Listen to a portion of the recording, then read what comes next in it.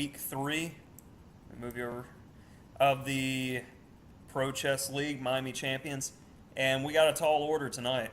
Go ahead and pull up the pairings of what we are facing. This is, in my opinion, the most stacked lineup in the Pro Chess League, where you got Caruana on 1, Fedosiev on 2, Ramirez on 3, and Forrest Chen on 4. And don't let that 1983 rating fool you, because when you look up his stats on chess.com and live chess, I mean, the dude's got a 3,200 tactics rating, and he is, I think, higher than 2 of our players with his current blitz rating. So they definitely got the ringer on 4, and that's why I consider this the most dangerous lineup in the Pro Chess League for any team to be facing. So tonight, if we can handle these guys, I'm pretty sure that just means we win the Pro Chess League. I'm just going to go ahead and say that. It's over. It's over. Because we're ready. All right, let's see what's going on. We got Nikki facing the boss, Caruana, right now. It's popped up. And, yeah, pretty typical E4, E5 stuff. I think this is what you want to see if you're going to face somebody like Caruana. I don't know. Stay in theory. D4 is a little ambitious. I thought this was supposed to be decent for black. Yeah, I've looked at this stuff too, but I mean, I'm just happy to get a position to understand against somebody this strong. So yeah, I can't fault Nikki too much for his choice. Let's come back to this one. Let's go ahead and see what's going on with Julio. All right, another E4 E5 game. I'm not too excited about E4 E5. I'm not gonna lie, but I know Julio is pretty good at these, so I think he'll be all right. Give me the delayed exchange. Oh, is it the delayed delay, Bishop E7, and then he takes? those are interesting. I've seen some of this stuff before. Just try to throw black off by getting them a setup they're not anticipating. Oh yeah, I mean, Yeah. I love just the psychological edge of playing them, because the normal exchange variation is not bad, but black pretty much solves his problems after F6. Then the delayed, since they played knight F6, they can't get to that optimal structure playing F6. And then typically, you want like F6, Bishop D6 in the structure. But with the doubly delayed exchange, you then have to use a few tempi playing like knight D7 and then Bishop E7 to D6 to get to the optimal structure.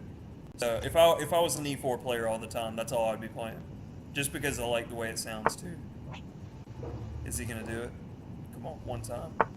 Oh, I would be so excited. All right, let's see what's going on with Casada. An interesting Grunfeldish position. E3 is interesting by Coming out of. Alejandro. He's the one who made it offbeat. Okay, yeah, this is like a ready type situation. G6 I found very interesting. Yeah, meeting the double fianchetto with a double fianchetto. Anderson would be proud. Okay, this game I'll come back to because I probably understand this one the most. And Iturazaga is already what looks like in a Benko gambit.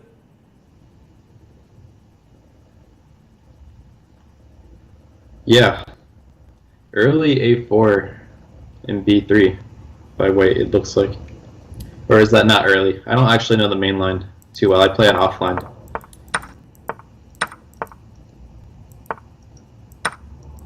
This looks alright. And then normally they play H3 in here. Like at this point, after knight b7, normally you see h3 to prevent knight g4, knight e5. But I'm not too familiar other than that h3 finesse. And I know white can sometimes just play for a quick e5 break, h3, rook e1, e5, that type stuff. And, you know, theory. Rook a6, queen a8, very flexible, just getting everybody to where it counts, preventing b4.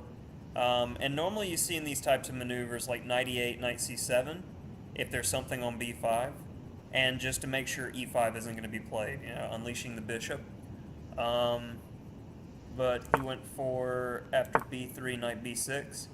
This looks like to prepare c4 and weaken Yeah. the structure. Yeah, and we can see that he played it 2 moves later, so... Alright, then after knight g4, yeah, bishop b3 e5. probably inaccurate, giving that free... Black really wanted to play knight to g4 anyways, so... Yeah, exactly. I mean, I knew that h3 was an important finesse in these positions, and I mean, because really that knight, it's a piece that you'd love to trade off, and knight g4 gives it the opportunity to trade off via e5 in many situations. Yeah, is Black close to winning here? That's the question, because when these pawns trade, like, okay, if you play b4, you lose a4, and then you're actually just in a lot of trouble. Like, this knight and queen, yeah, you kind of, like, had to, otherwise you're just losing on the spot. Yeah, I agree. And, I mean, what's going on with e7 right now? Well, does the bishop get trapped now that the knight's out of the way? Can you ever play, like, f6? I know that this is a common idea. Well, You can get your bishop trapped if you jump in there. the main thing I was looking at, after knight takes a4, rook takes a4, bishop takes e7, Oh, right, I'm you got to do defending. something about the d-pawn in that situation, but he decides to... Yeah, well, you had rook a2 and hitting f2. Ah, yeah, you're right. Good call. Yeah, I definitely like Black's position here. Let's This bounce. is gonna be pretty quick. Oh, this guy's a national master. Okay, Yeah, that rating is deceptive. yeah, the grossly underrated one. We gotta watch him. I'm telling you, he's dangerous.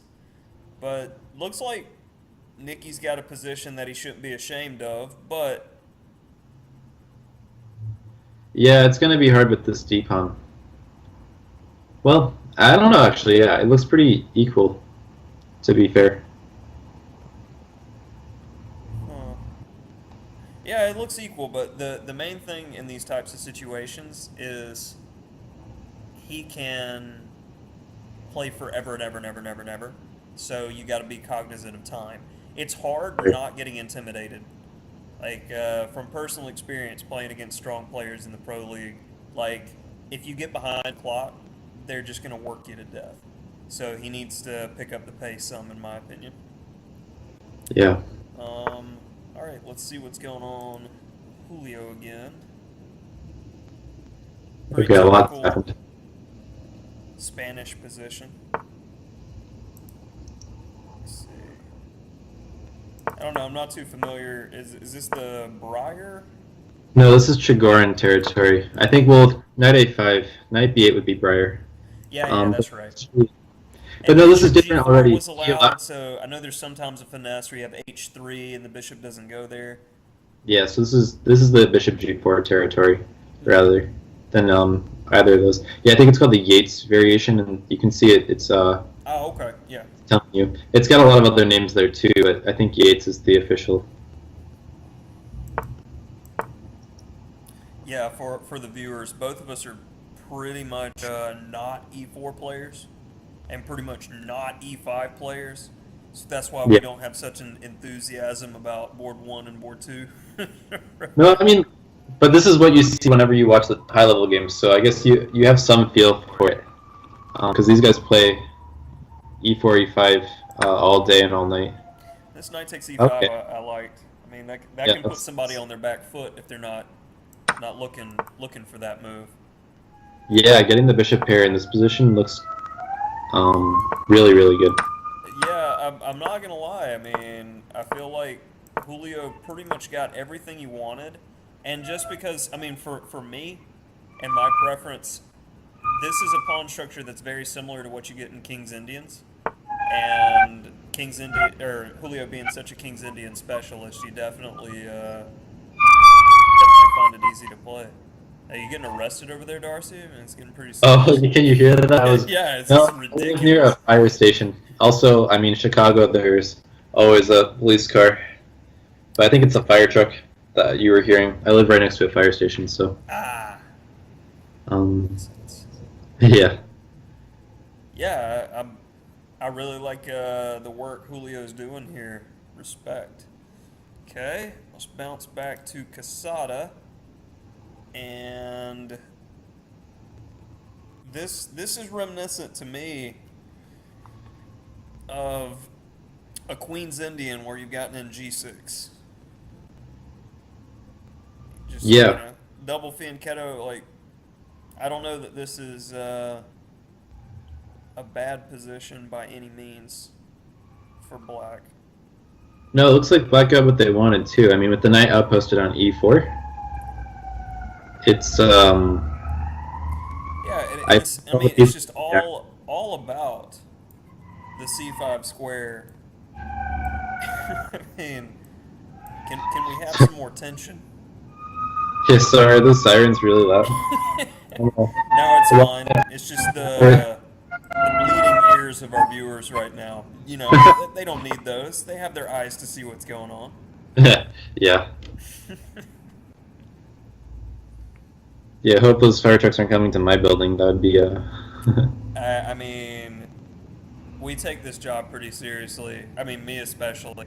I'm willing to let Darcy burn a little bit in order to maintain good commentary. I mean, and I expect for you to maintain connection, regardless of what takes place. I'll make it happen. When someone comes to rescue me from the building, I'll just point out to my screen and say, "Ask him first." Oh yeah, it's a commitment to excellence. It really is. Speaking of excellence, giving shout outs again to the Florida Chess Association for sponsorship. The Emory Castle Chess Camp, where we met, and Julio's been an instructor as well as I have. Julio many years. And anybody you want to shout out to? This is what happened last week, right? I want to thank chess.com. Yeah. Oh yeah. I was wearing the chess.com shirt tonight. I forgot. I cheated. I gave yeah. Not wearing the hoodie, but not trying to ignore what they've done here to make this all happen. I saw D5. I mean, it felt like the only critical response. You gotta. Otherwise, you just have a worse pawn structure with white long term. So, from your experience, especially here, is black gonna have problems with the knight? On e4, I should be specific. Yeah, like white. I feel like white's gonna play for a quick e4 and try to support this d pawn. If you were to play a move like knight d6, rook e1, I mean everything's gonna be about e4. So the question is, long term, is this pass pawn gonna be restrained? If you can break up the pawn structure and restrain the pawn, your c pawn's gonna be very dangerous in the long term for an endgame. So here, because of the cramped nature of the position looking forward, I'm probably playing knight takes d2 and then playing f5 to try to restrict e4. Like, I didn't want to play f5 with a knight on f3 to go to g5 via e6, or f3, g5, e6. Yeah. That made me nervous. But after seeing knight d2, I think I'd be trying to play for this type of dynamic. So, and does that mean that white's immediate? So let's say you stop e4. Mm-hmm. Will white's plan then be to get those pieces, the bishop and knight on the a3 and a4 squares, reroute them to help prepare e4? Because the way they stand right now, they look pretty offsides. They're not really doing anything. Yeah, maybe f5 is a little bit presumptuous. But, I mean, the only plan white has in the position is e4 100%. No, I wasn't saying that f5 wasn't a good idea. I just mean, like, I'm thinking ahead for what white's going to do in response. Yeah. Because their pieces are not prepared for e4. Or at least 3 of them aren't. I don't see, like, what those queenside pieces are doing at all. Going back to this knight d6 idea, I definitely, like, compared to when I was suggesting capture, I can understand if he's preparing for b5 to get counterplayed that way. Because it is difficult to see where counterplay is coming from. Queen c2, you can't play b5, so maybe rook ac8 here. But then, can you still play b5? My initial reaction was like bishop h3, maybe to pin this knight and cause some more pressure, but then that loses the d pawn. So rook c8, e4, b5. Yeah. I don't know. That's I think What Black about? is getting in B5 here. One Oh, way or that's a another. clip. That move I question a little bit. What about knight e5 here? Or okay, just trying to prevent e4 further by making bishop d3 a threat. Seems plausible. Nah, it's definitely it's a rich position because there's so many different ways to play this that definitely the stronger masters here are gonna absolutely murder us. Wait, explain a little why you think bishop a6 is losing the thread. Um, Um, that was just because I was wanting to play b5, but now I'm starting to see it as it's getting more of a flavor of a fianchetto binko gambit, where if white plays e4 prematurely and you get a move like knight e5 in, the d3 square is extremely weak because of this bishop. yeah, So it was in my mind, I was going for counterplay that I need to expand if he's going to be expanding somewhere, but maybe he's prevented the idea through positional means rather than brute force. So it's like I said, just it's a very very interesting position. It's hard for me to accurately assess because I mean I play fianchetto structures constantly, but nothing quite like this. yeah. So Yeah, let's bounce to another one. We can come back and they can tell us.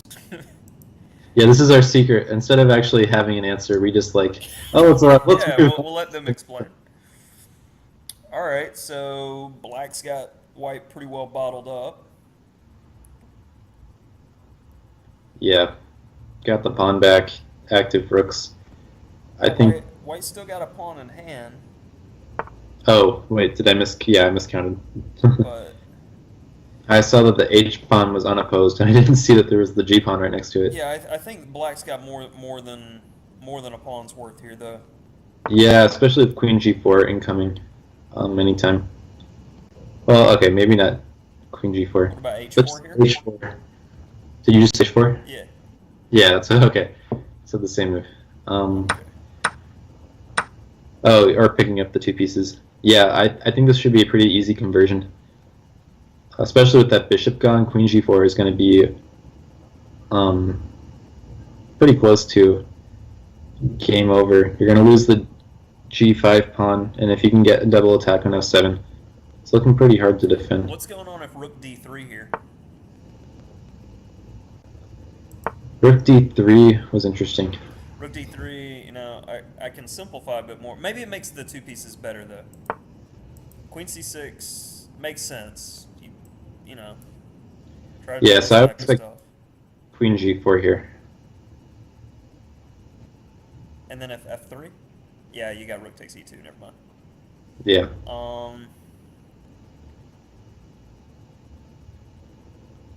Yeah, queen g4, you got to play something like Rook E3? That's not what you want. knight f4. Yeah. Knight F4, then you take an F2 though. You Oh, got yeah, this. yeah, Yeah, Queen G4 seems like the most natural continuation because you can't move the knight. You lose F2 and then you lose the game. And if you move Rook E3, but Rook E3 also loses the knight. So what am I talking about? yeah. I don't You're know. like losing stuff or losing stuff. I mean, like it just looks like it's completely falling apart for white, and you still got reserves in the B. Yeah, Like, so I think I'm liking us in that one. I think Nikki's currently suffering from the Caruana squeeze. Caruana's playing so fast.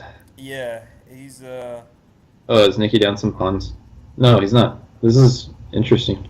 Okay, maybe about to be down a pawn. B2 looks hard to defend. That's, I mean, and it's kind of like reminiscent of what I was saying earlier. You can take the time and try to hold versus these guys, but they're so good at just grind, win. So Yeah, picking up the pace is going to be really hard at this point. It's going to be hard to avoid blunders at this type of with this type of time left.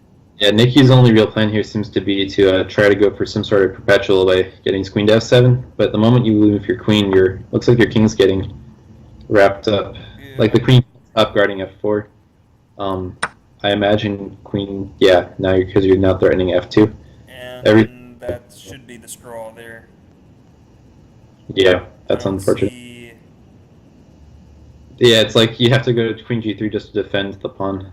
And then you lose the a pawn, and it's pretty easy to Yeah. convert. All right, let's go to Julio. We liked his position earlier. Okay, so lots happened. Yeah, we can bounce back a bit. We saw the very nice knight takes e5 d6 idea, which I'll have to look up later if that's theoretical. Looks like it should be. It's Yeah, it does seem like some sort of typical. Okay. so both sides look like they're getting what they want. But I feel like black is somehow uncoiled a little bit better here. Even though white has the bishop pair, this dynamic seems preferable to the second player. Yeah, it does seem pretty like dynamically equal because each side has like this pair of weak pawns now, with their rooks focused in on them. And by that I mean b3 and c5. Yeah.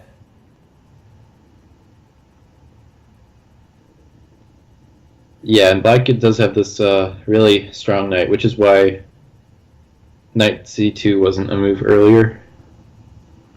Black doesn't want to trade that knight for a bishop or anything. So white's plan, maybe bishop d5 at some point. I guess you just have to not be. You have to be careful not to lose the b pawn for nothing. Yeah, that's what I've been. So is queen Like d. I was literally Oh, thinking f4 to try to undermine the powerful knight, but it doesn't yeah, count I because I like didn't say it in time. that. But it was the only active plan that I could come up with. Yeah, otherwise you're playing queen d3 and then takes and rook Yeah. comes into a3 and it doesn't help at all. Yeah, I like f4. These guys find the solutions faster than I can think of the problem.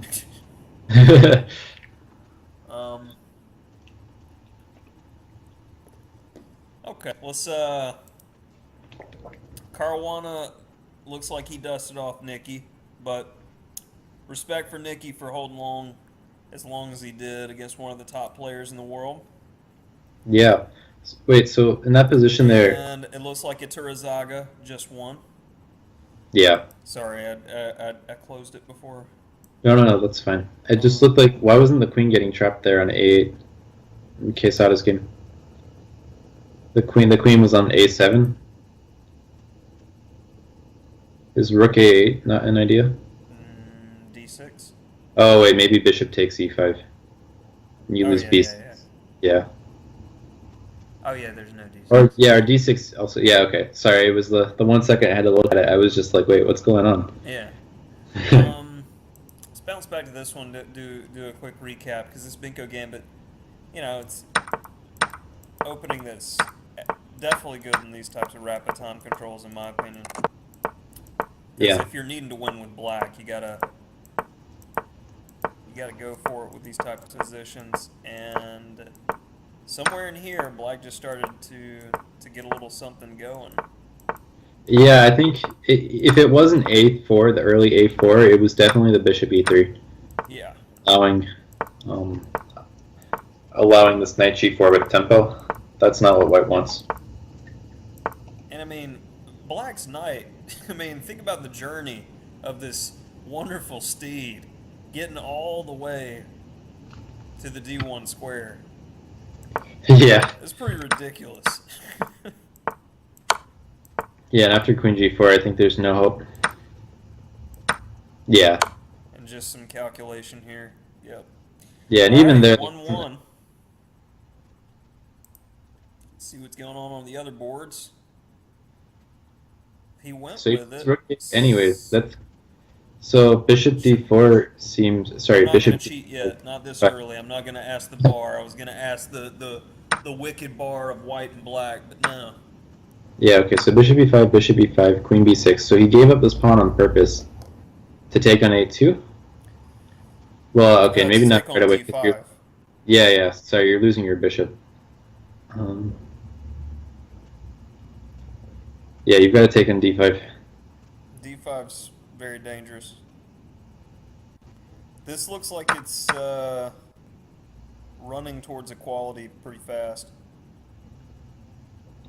Yeah, even if white ends up a pawn ahead, it's like when it's a 4-on-3 rook endgame, it's gonna be a draw. I don't expect Edersheim to be able to pull a Magnus Carlsen-esque kind of conversion. Yeah, like was it Karjakin Carlsen 4 versus 3 rook and pawn in game? Well, Carlsen's I think won a 4v4 completely equal rook and 4 versus rook and 4 against Ponomarev. I'm pretty sure. Back in like 2009 when he was just starting to sport these like 3,000 plus performance ratings. I don't know if that's the right year. I've been told that this game exists though, and that's pretty crazy to be a 2,700 grandmaster in a rook and 4 versus rook and 4. That's It's like a quote that I saw earlier today. I'm friends with Mama Deyarov on Facebook, and somebody had tagged him in a post because he's currently number 2 in the world in the live ratings.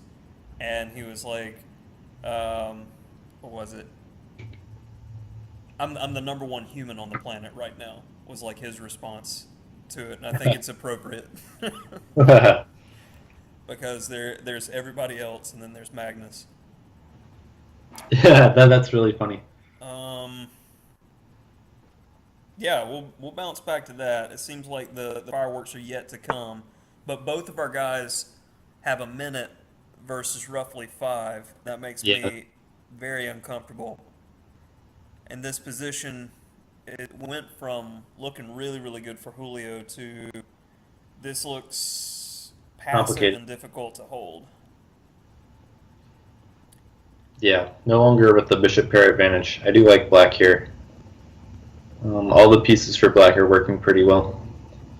Probably, well, the knight on d7 holds everything nicely. Probably the queen's going to come in somehow with some threat, and maybe he's calculating something concrete.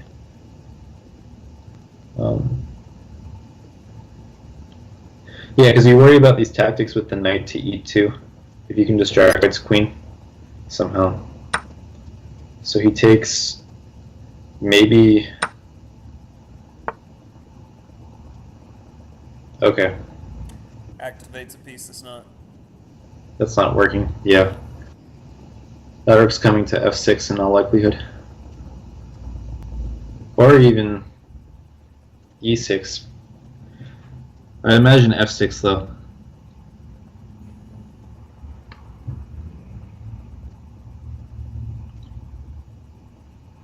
So what does Julio have to accomplish here? Probably move his rook on d1. Maybe to f1.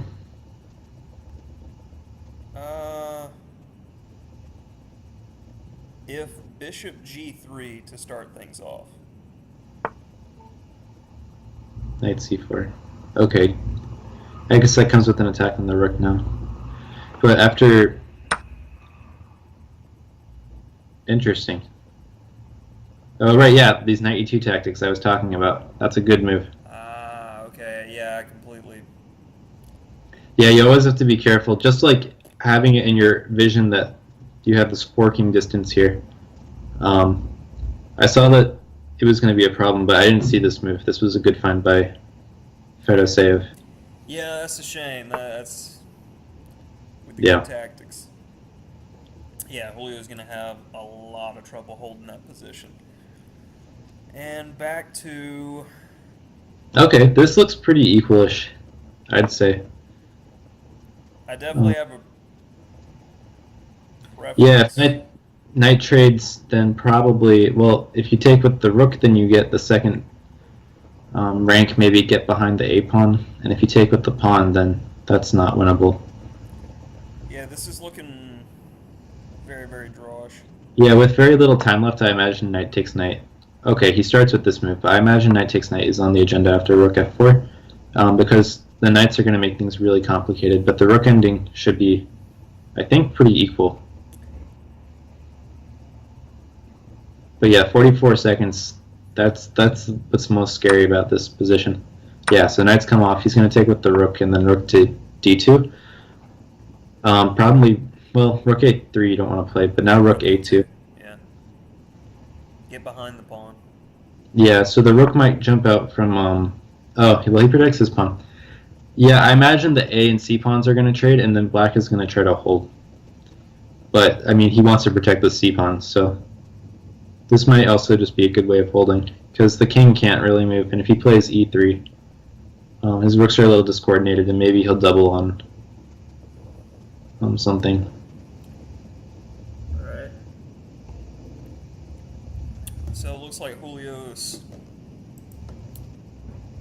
down to his last few seconds here.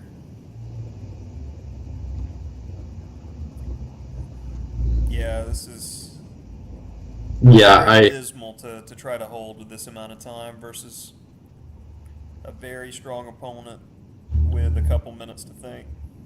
Yeah, I worry about knight f3 tactics as well. If you can get the queen and rook hitting h3 at the same time. Yeah. He's just going for it. Okay, he gave up the... Okay, rook h3 is almost possible. I wonder if rook h3 was a move. You have to play king g1, so... Well, I liked Julio's position in the opening, but yeah, Black just played a very, very strong game there. Yeah, probably next move was rook h3 was over. Yeah, so here, I like... Okay, this is definitely going to be drawing. Yeah, we can either draw or we can draw, your choice. Yeah. The only way this could not be a draw is if we get to a real-time scramble. Yeah, but even then, like, I feel like when the A pawn and the C pawn trade off, nobody's trying to flag anybody else in the pro league with a 2-second increment. Yeah. Oh right, I forgot about this. It was 2, not 1 second. That's all the world of difference. Okay, so now the pawn's gonna push. He's gonna force white to get his king and rook together to stop it, and then while that's happening, he's gonna pick up the A pawn, and then someone will press draw offer.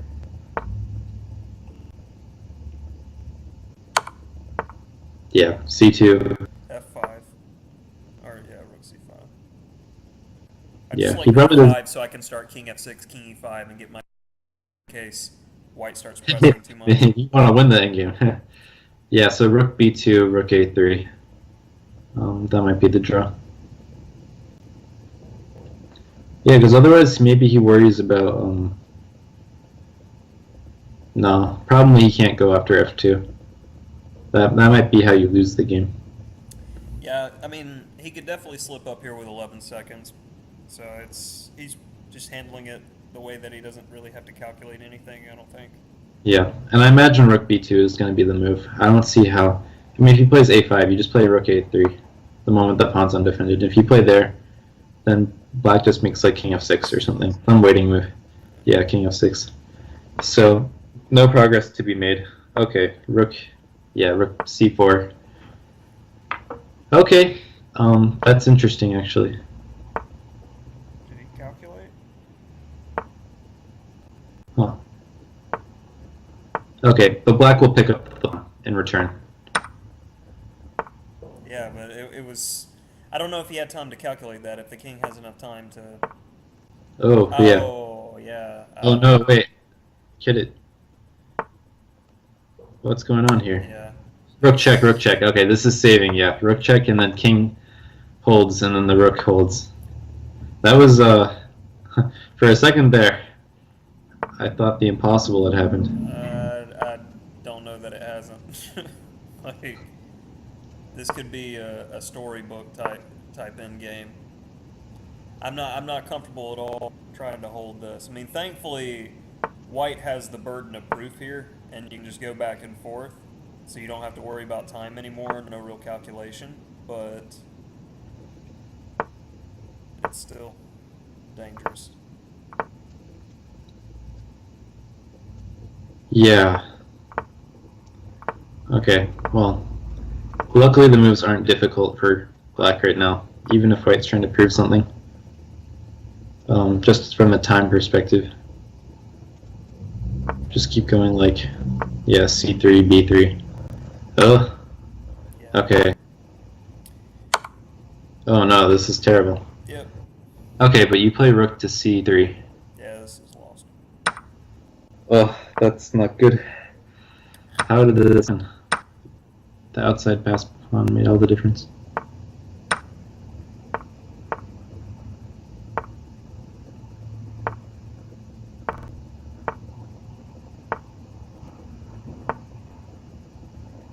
Yeah, resigns.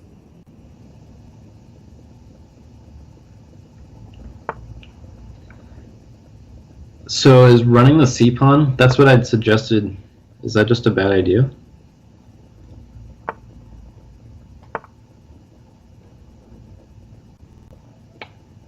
Well, Yeah, well, let's go back and take a look at that, because was it necessary is the question. Because we're able to improve what seemed like all day long.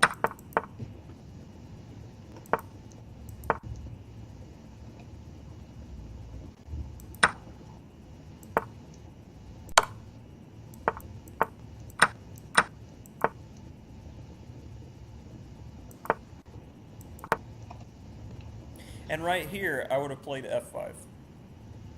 yeah. And played king f6, king e5, rook a6, and my king just sits defending the c pawn. Yeah, your king didn't get active.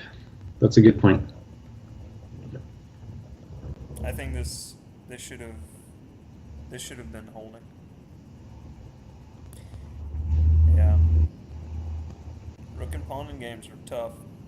Yeah, it must have been just the time situation. I don't think. Yeah, this pushing the pawn I think was way too Yeah, optimistic, because it was my white first shuffle and somehow, the king's but out of the game and you don't have counterplay. Yeah. yeah, But I definitely think this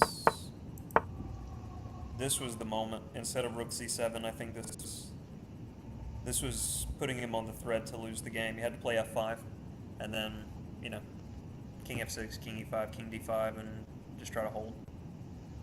yeah. I guess easy mistake to make. It was my first instinct to do what he did, but I guess it's a little heartening to know that grandmasters also have trouble in their rook and pawn in games. Oh, I was Yeah. watching the conclusion to, I can't remember which division it was, right before we got on, and two IMs were playing, and the commentators, Trent and Crush, were just like laughing because they were both at 10 seconds, and it was just ridiculous blunder after ridiculous blunder. But I mean, you get tired after playing a number of games. I can understand. Yeah, But yeah, of course. two strong IMs, it was blunderific. So hopefully we can get back in, because 3-1 is a bit of a wash for first round. Can't say that I'm satisfied with that. No, and yeah, that definitely shouldn't have happened. Yeah, if we would have drawn that game, I wouldn't have felt nearly as bad. But you know, what can you do? Let's see what's going on with Ehrenberg in the meantime. Rooks versus knight and B. Yeah, so here, I guess a huge factor is that white's pawns are better. Otherwise, I would think that the two pieces would be preferred. Yeah, typically the two pieces, it's easier to work with them.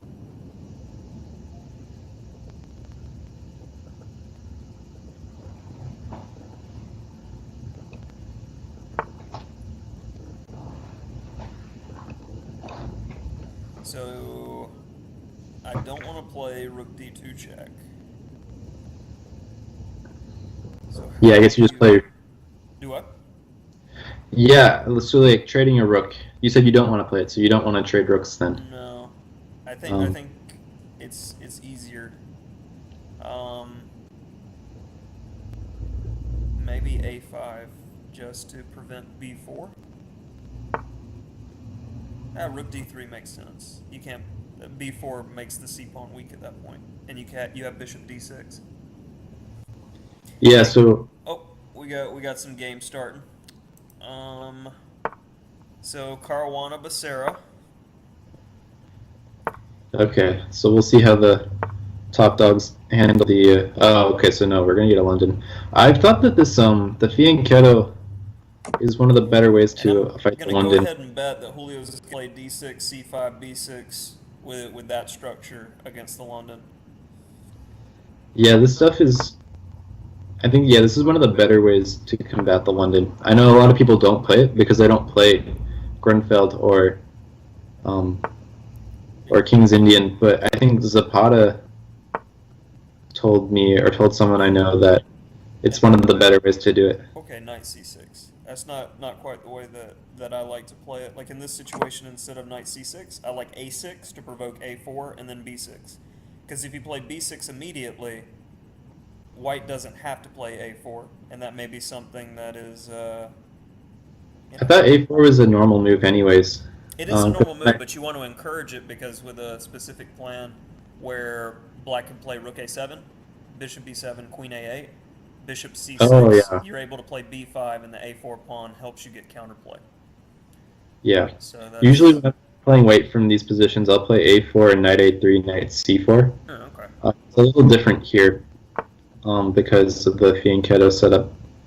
But Yeah, I'm not familiar with this line that Julio's playing with black with knight c6, queen b6.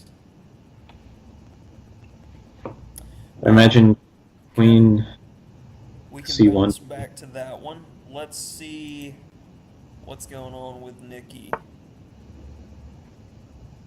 A French where you're trying to get rid of your bad B. Yeah, this is going to be hard to play against Fedoseev. Queen e2, Queen e2, a5 maybe. a4. Yeah, these positions are difficult. I know that it looks attractive to try to lose your bishop this way, but there's a reason why this isn't the main line. I think either white has some direct way that profits from the exchange of bishops, or really you just lose a lot of time. Yeah, like the line that we're looking at, queen e2, a5, a4, bishop a6, bishop b5, and if you trade off the bishop, the a pawn on b5 is a bone in your throat. Yeah, And it exactly. keeps the knight from the b8 knight from getting good, and you're just really bottled up. I find it interesting that he went for knight f3 here. I mean, Yeah, I think you don't even have to worry about here you can just take. This is I'm trying to remember. I've looked at this once upon a time. Yeah, since I don't play the French or e4, it's gonna be a long distant memory. yeah, I have a lot of students who play the French, and I mean, this is the type of stuff I teach, like my 1400 and under players, because they're not going to get mated on h7. You know, that's about that's about it. Yeah, that's a But I don't know good. so much about if I would have taken here. Yeah, because now he might have problems with knight b4 and knight c6. Yeah, knight b5 or knight c6, just bishop e7. And wait and see, because I think it's more of an advantage. If he ever takes, the e-pawn becomes weak. But if you take, I don't know, him getting play with the knight here.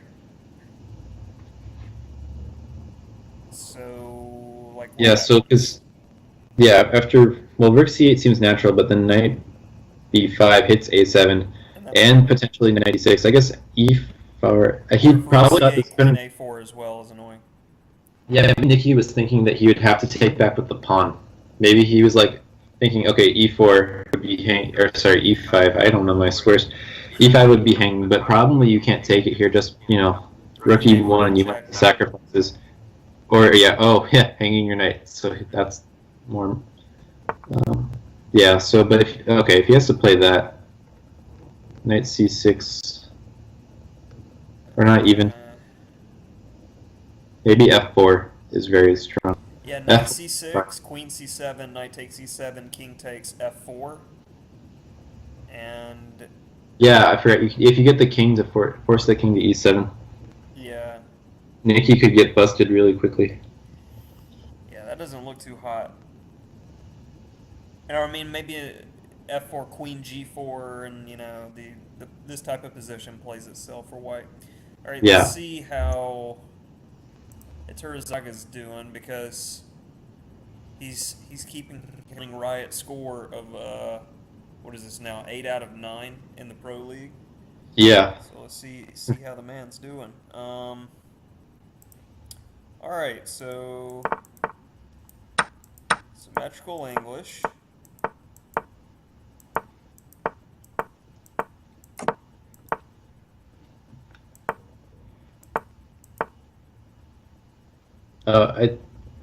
Usually when you see rook e1, it's because they intend to meet bishop h3 with bishop h1. Yeah, that's why I paused, because I just found it interesting that he didn't play bishop h1, but he was going for this structure. Okay, so we have a Maroczy structure. Yeah, I guess he doesn't mind trading these bishops now. Okay, but his dark squares around his king are going to be very weak. The dark squares around the king are weak, but it's also at the same time, how can you really get serious tactics around the white king? I think the h3 pawn could be more of a liability in an endgame rather than an advantage in the middle game. It's about survival. And the position for white, is like notoriously solid. And these are the types of structures I really like to play. So I'm partial to white's position, because where's black's king going is one question. Well, maybe it sits on f8, and maybe you play a knight h7 to g5 kind of idea in a bit here. Trying to open up the bishop to come to e5, and then getting the knight in, maybe knight. Yeah, okay, so maybe king f8, and then maybe you get some sort of knight h7 to g5 to e6 to f4. That's such a long plan. Yeah. But by that's the time you get a g5, I got this guy on c1 who's looking out for you. Yeah. Oh yeah. But that's why bishop e5 was going to be inserted first. Yeah. So the only ideas that I have here are just occupying these dark squares. It's probably what black is thinking about. Maybe some rerouting plans. Knight e5 also looks strong at any point here. It comes with an attack on the c4 pawn, and then you also have to worry about f3. So I imagine white's queen is going to end up on e2. The bishop's going to end up on maybe e3. Just where do you put the pieces? I was mostly thinking about bishop f4 as the main option, so I can drop back to g3 in a lot of variations, and I have the ability to play e5. So Okay. Like, I'm still not sure where all the pieces are going. With the knight on c2, he may want the e3 square, which is why I hesitate to put the bishop on e3. That is fair. On c2, though, it does do a good job of covering d4. I mean, not that we want to relegate it to defense, but d4 might be a problem square the moment that f knight moves. Was my thinking. Yeah. Yeah, so it might be interesting. Maybe knight d7 is a move here. Or there. Okay. Yeah, because b3 is hard to play. Actually. So what do you do here? Why is b3? Knight e3, and then you have queen a4. Knight e3 is might be a forced. Okay, so yeah, I was looking at it. If b3, knight takes e4, and after knight takes, bishop takes a1, knight takes a1, but he has just knight takes g4, and that's easy. So yeah, knight e3 was forced. Yeah, it's a good tactical resource to have. So I guess knight a5 would have been a serious threat if he had castled or something. Or king f8. That would have been like a really subtle knight a5 threat I would never have considered. not in this time control. So, Yeah, I see White being able to slowly and easily improve his position, but what is Black doing here? Black play if Bishop H6, B3, and you're just solid. Where's the pressure? so what about knight d7? Queen Just D3. Oh yeah, that's walking into it though. Queen E2, yeah. and then if Knight E5. So if Knight D7.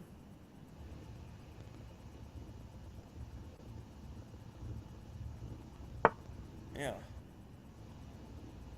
Maybe he plays queen a4. Well, I Right. thought about Queen A4, but I wanted to save it. I was trying to find a quality waiting move. So like Bishop D2. So if Knight E5, you have Queen A4. But Okay. that may be at that point Queen D7.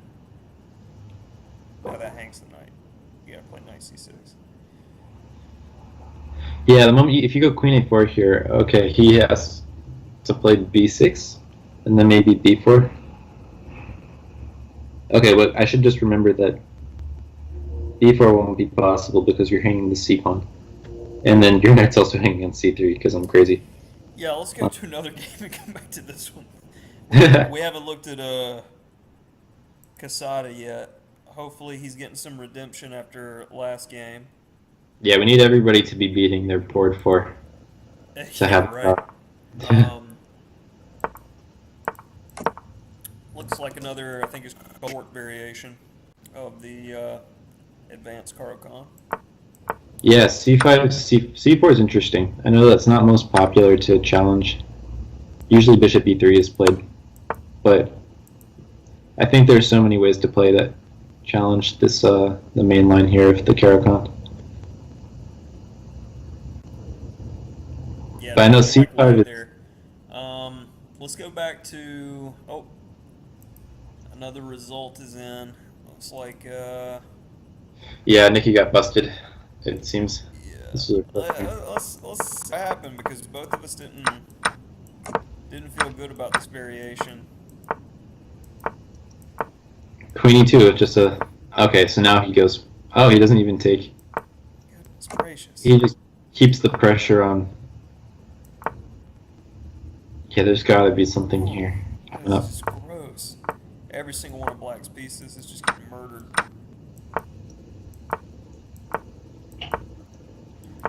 Yeah, you know when you have bishop b7 and you're not even going for it, that you've got to be winning. Yeah, that's nice. Tactics. Yeah, really showing that the stronger players understand that you can just keep piling the pressure. You never have to kind of cash in until it's finally winning. Squeeze. Yeah. All right. See how Becerra is doing against Caruana. Looks difficult. First impressions are not good. I mean, like, every piece of Black's looks terrible. And White has good pieces, so... I shouldn't say terrible, but... Yeah, he had to get rid of the knight, but his bishops are both not great. I mean, the bishop on g7 is not doing much. And his pawn on c4 is really weak. Yeah, pawns on c4 weak and being up an extra pawn's not helping you there. How did this system unfold? Because last time we saw it, it was at queen b6. Oh, right, it seemed like it was some sort of, like, Roy Lopez. I forgot that it was London. Bishop e6. So was bishop e6 just an inaccuracy? Becerra just, like, lost 2 tempi there.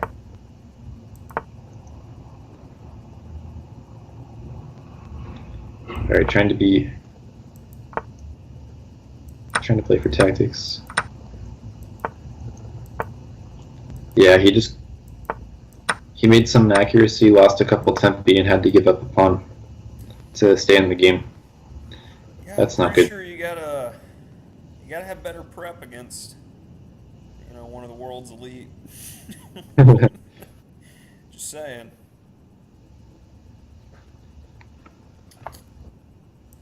Yeah. we'll have to go to another one there. Looks like Yeah. he's gotten a little bit done in the position. The bishop was absolute garbage when we left on c1. Yeah, now I'm really loving White's position. That d6 pawn looks...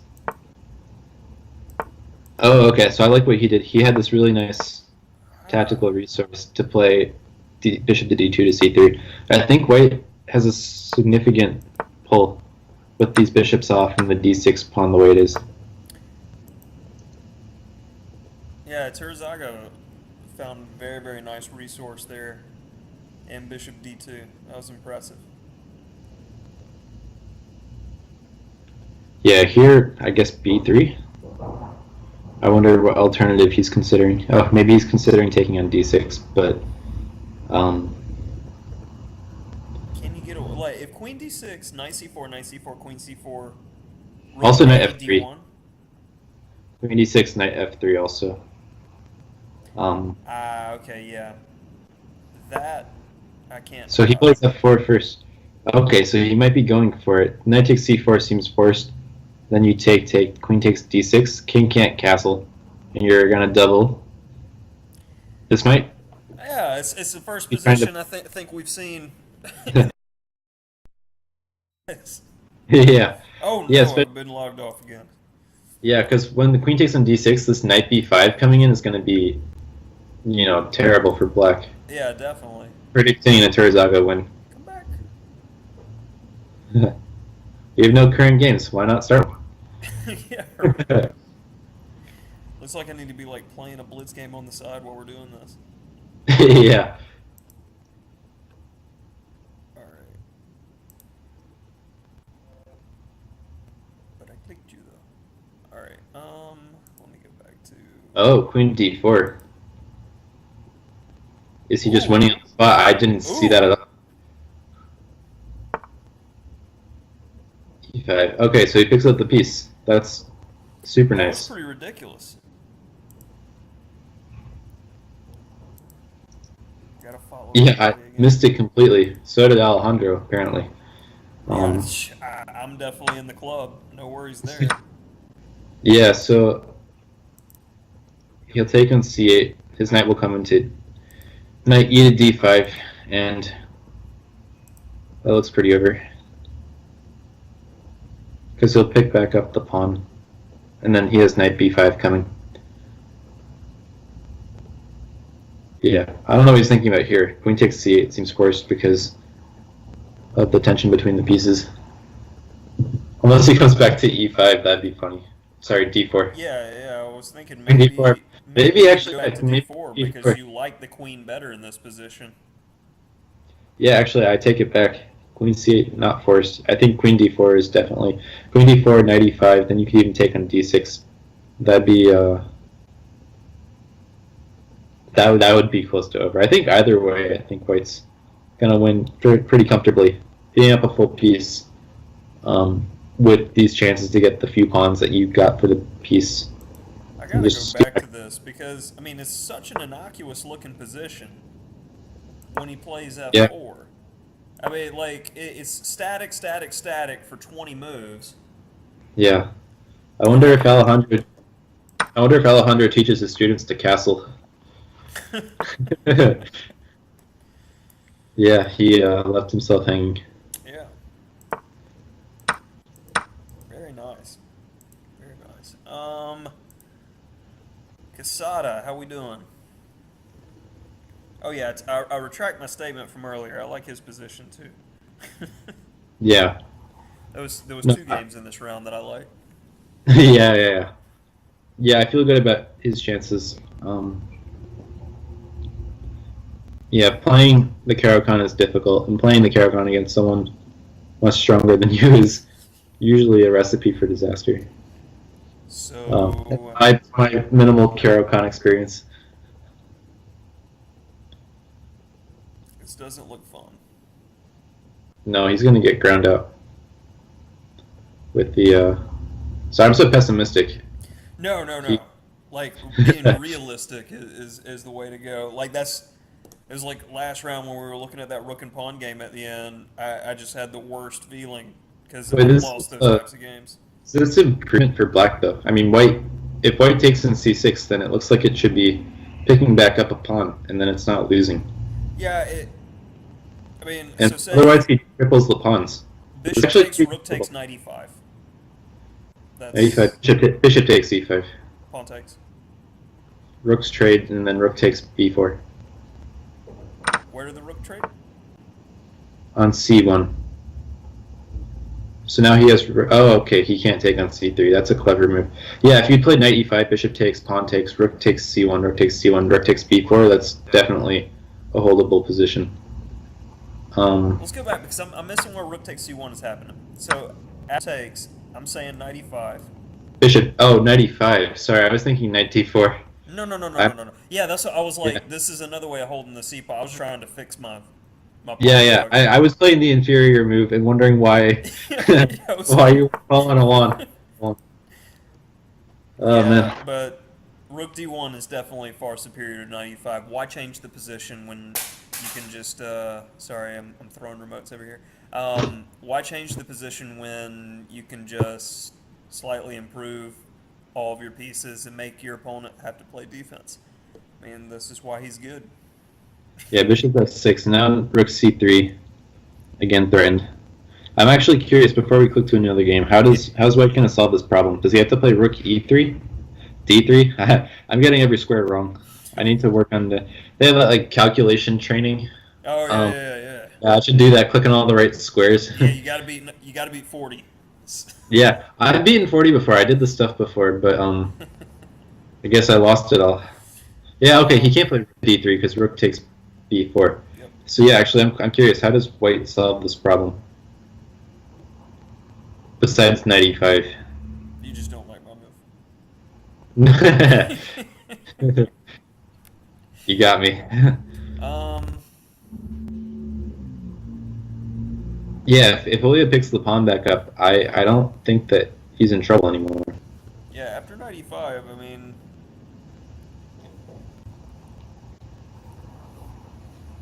Knight e5. So are we saying bishop takes e5, pawn takes e5, and then you rook to pretty much- b3? Rook to b3, and I think you win the pawn. But then, yeah, you can't play rook d3, rook takes b4 again. Yeah, this is why Caruana's in the tank. Yeah, the question is, should you go after the a pawn in some variations and try to double rooks? So let's say like rook a1 right now. And if anything takes 3, rook takes a7 to play rook d7 and just put everybody on the 7th. That's fair. That's an active idea that I saw, but Okay, so I imagine rook takes c3. Oh, but then maybe he has knight e4. Okay, rook takes c3 not possible for the meanwhile. if rook Bishop takes takes c3. rook Bishop takes 3, knight c3 off e4, rook takes c1, knight takes f6 check, king g7, knight h5 check. Yeah, maybe Or that's knight the only. e8, can he get away? It's got to be knight h5 check. Yeah, knight e8, just king f8. Okay, so yeah, Julio has to calculate quickly here. Because if he loses the chance to take this pawn, then he's in trouble. Definitely.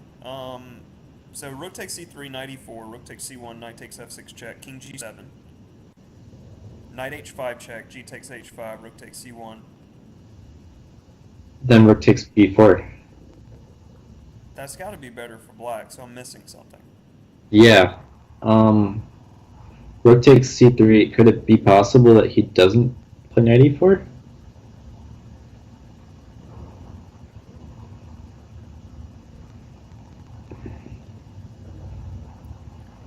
Maybe he doesn't take on f6 and leaves the threat hanging? No, that's so strange. Huh, I wonder Okay, what... this is where I put the position in chess Yeah. on the phone. Yeah, you could have... Well, if you back up a move, you could even do the, maybe get that crazy bar. Yeah. Although it's not going to suggest a move. Well, it Yes. looks like it's liking black a little bit here. Yeah, throw a rook takes c3 in there. What? Yeah, because bishop d8, it definitely thinks it's a. Anytime I'm trying to move, Right. it's jumping. Yeah, it's I guess the evaluation bar is a work in progress. um, yeah, I hate the bar.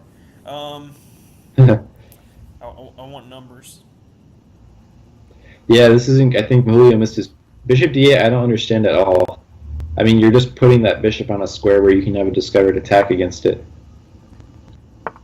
Like here, Yeah, this is white making progress. yeah, rook takes. So If the rook takes, moves Iturazaga, nice. 9 out of 10 in the Pro League. And we had two moves that we really loved in this game. Well, knight e3, that was a good find. You get that one Yeah, point. yeah, um, and then this bishop d2 move is very nice.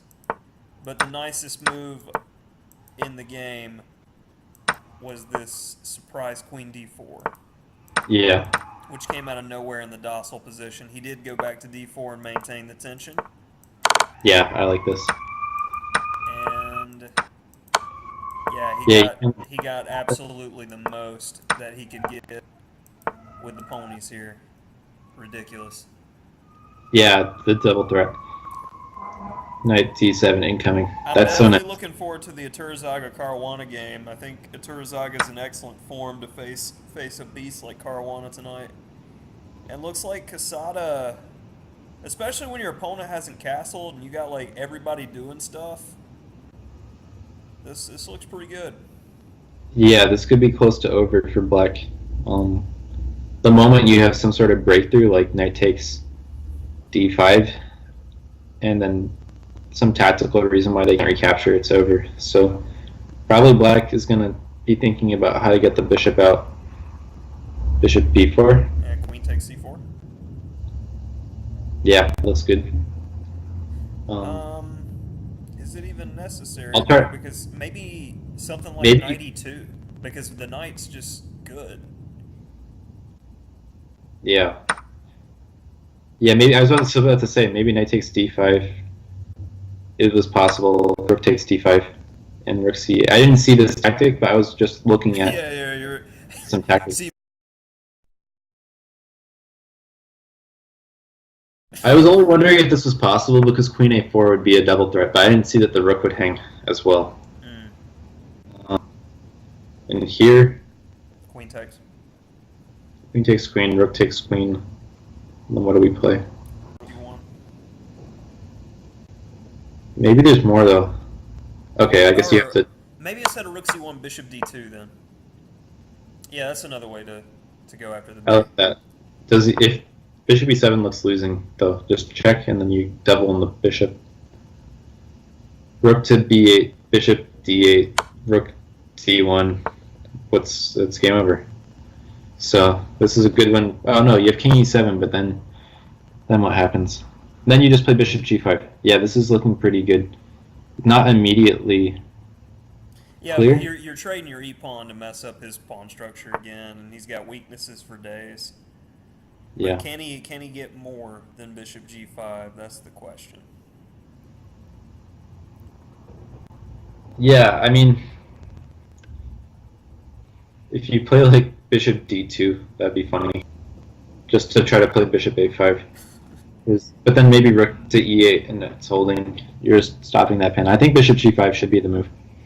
And then f6, double the pawns, and then you have all sorts of threats when you move the bishop again. He plays safe and just gives his king some breathing room. There must have been some reason, whatever line he was calculating had a back rank problem. So he's just doing this first, saying that.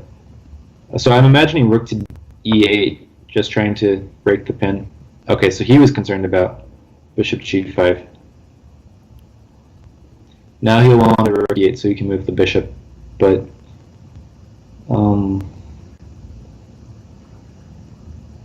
I don't know. I kind of like h4 to be able to play h5 to just try to secure the pawn structure. I still like bishop d2 because rook e8 is no longer possible because you played bishop to b4 check. Yeah, and you that's for definitely fair. I like bishop d2. It's a nice active plan. If bishop d2, what about rook a6 though? a6, you Yeah. still get check. Bishop b4 check. Why am I thinking that he had to go to a5? All Yeah. Yeah, that'll do. right, 2 points. Yeah, yeah, you got it tonight. Um,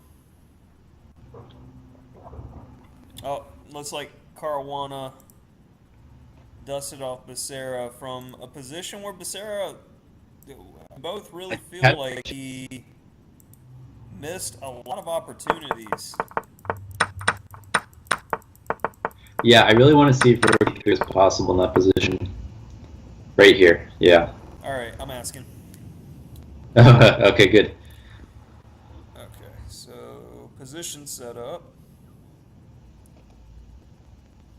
Oh man, when you got to do it upside down and backwards, always hard. Why couldn't Julio be white? There's probably some flipboard feature in this app, but I will never know.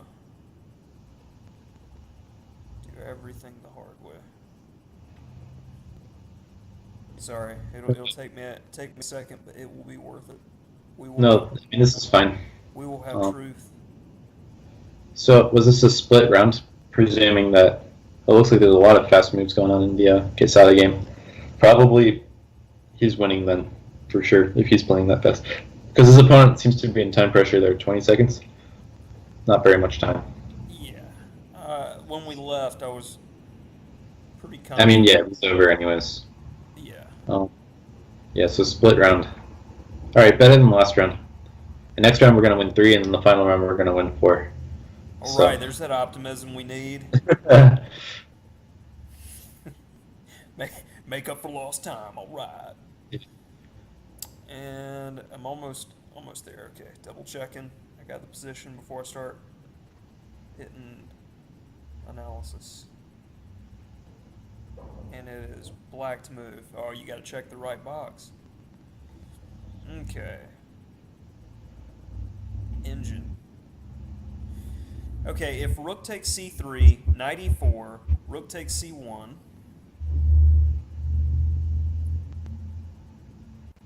Knight takes f6, king g7, knight e8, king f8, rook takes c1, king takes e8, rook c8, king d7, rook a8, rook takes b4, rook takes a7, king e8, and it's 4 versus 4 in a dead draw according to the end. Yeah, so we were right. And it has to be knight e8 because otherwise black's actually just up a pawn or something like that. Yeah. So yeah, exactly. You have to take the time to go get it. That's the only reason white has time to get the A pawn while you're getting the B pawn. So yeah. Yeah, so not inspiring play by Julio. That's unfortunate. Well, you had the opportunity to hold one, but you know, you don't give them more than one opportunity. Clearly. So see how in the action we saw g3, bishop d2, king e6, bishop c3 seems most flexible. Looks like a good move. You know you're in trouble when you're low on time and you play king back. Well, yeah, he's just redefending the pawn, but yeah. So loses the bishop straight up. And then gets the pawn back right away by taking on g7. Don't get mated. Oh. Yeah, I guess h3. Don't get mated by getting mated, you know. Yeah, absolutely no counterplay. Okay, so what's the overall score? We're down, I think, 5-3. Yeah, that sounds right. I don't think we've ever been in this kind of shape in a match before. Yeah, it shows we're playing a pretty good team. Not gonna lie. Hopefully, I got everybody followed. Trying to see if any more games will pop up here. Not gonna do it apparently. Scout is Aturazaga is playing this. Yeah, we already recapped that one. That one was pretty ridiculous. Let me make sure I got everybody followed because you know what? Yeah. In between rounds, I'm going to go out and go back in. Yeah, I was going to say, use this time to refresh the page or something. Around the same thought. Yeah, see that's being a professional right there. Kind of minding the time.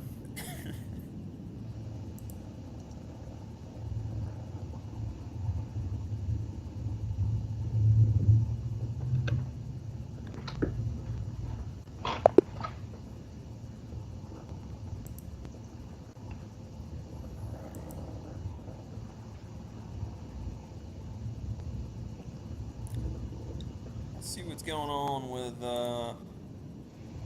Yeah. former teammate Basim Amin.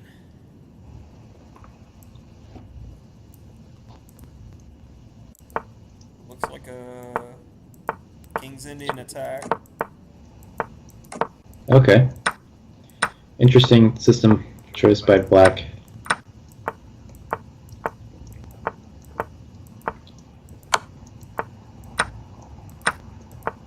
Yeah, Mr. Amin's just playing caveman chess. Yeah. Doesn't look like it's not effective though. Yeah, I imagine Bishop G5 is something he's calculating here. Or Bishop H6. Let me make sure I'm following everybody. Just trying to, like... Yeah, Bishop G5. Makes sense. Just trying to make these, make some problems. D3 pawn's probably untouchable. Yeah. Yeah, when you're attacking like this in the King's Indian attack, it's, feels good. Gotta say. Not much to be said about that. Every single one of White's pieces is good for the cost of a bad D3 pawn. You know, it's like, I'll make that trade. I'll make that trade. Yeah, I don't even know what Black plays here. Queen takes D could just be losing. Maybe F6, and then I'd like, you're losing G6.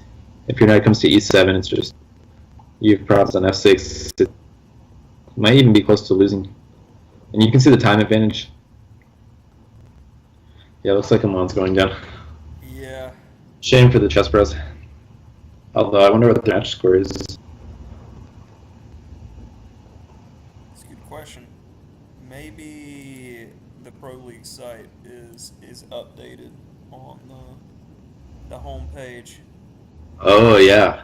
No, they update the scores, I guess, when the grouping is done.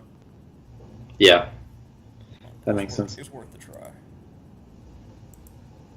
Yeah, I saw Magnus play some games this morning.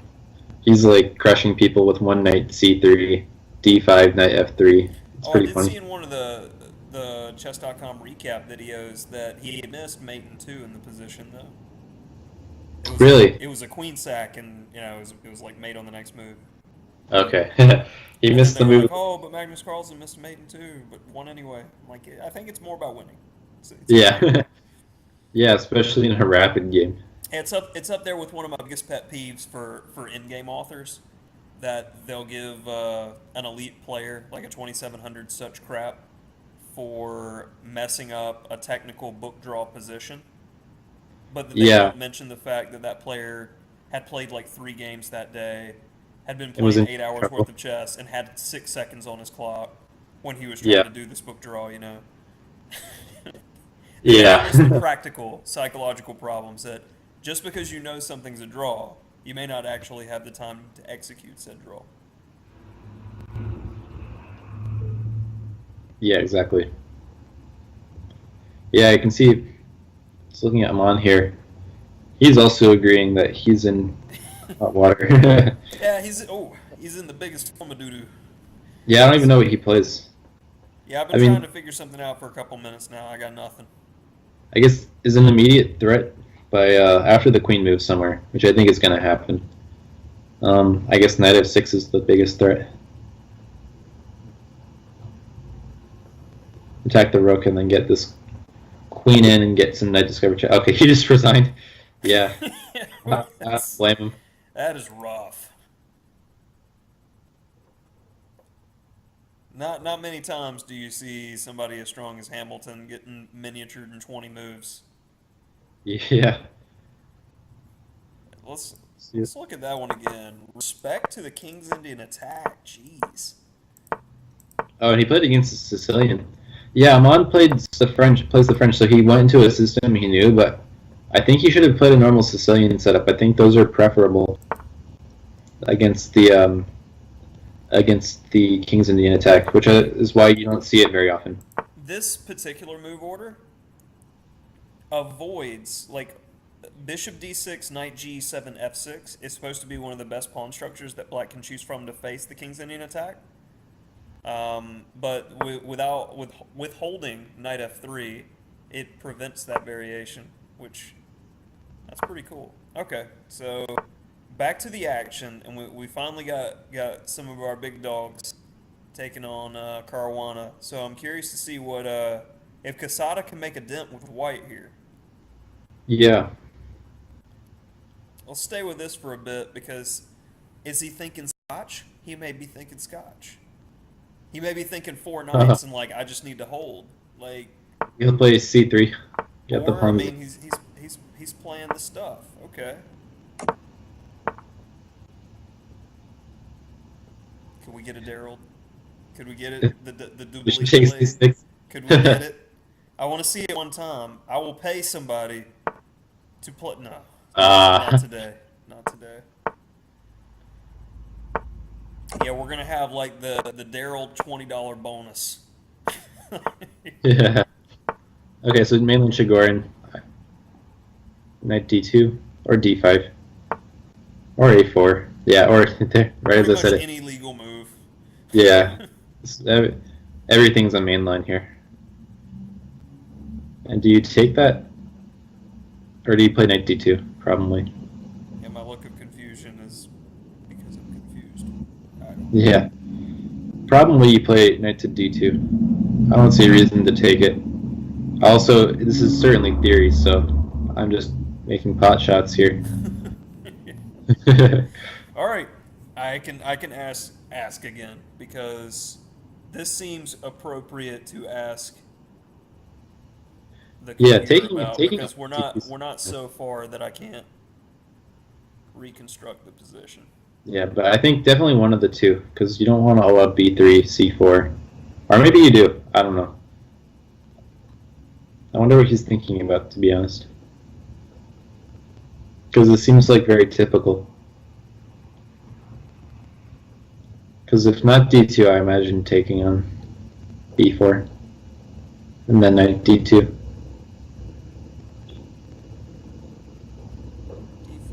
knight D7. Oh wait, what am I talking about? B3 is not an immediate threat.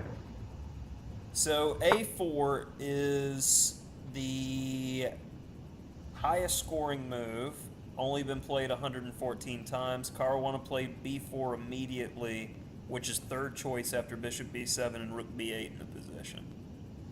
And then afterwards it says C takes B4, there's 19 games that were played, and White wins roughly 60%. That's really good odds.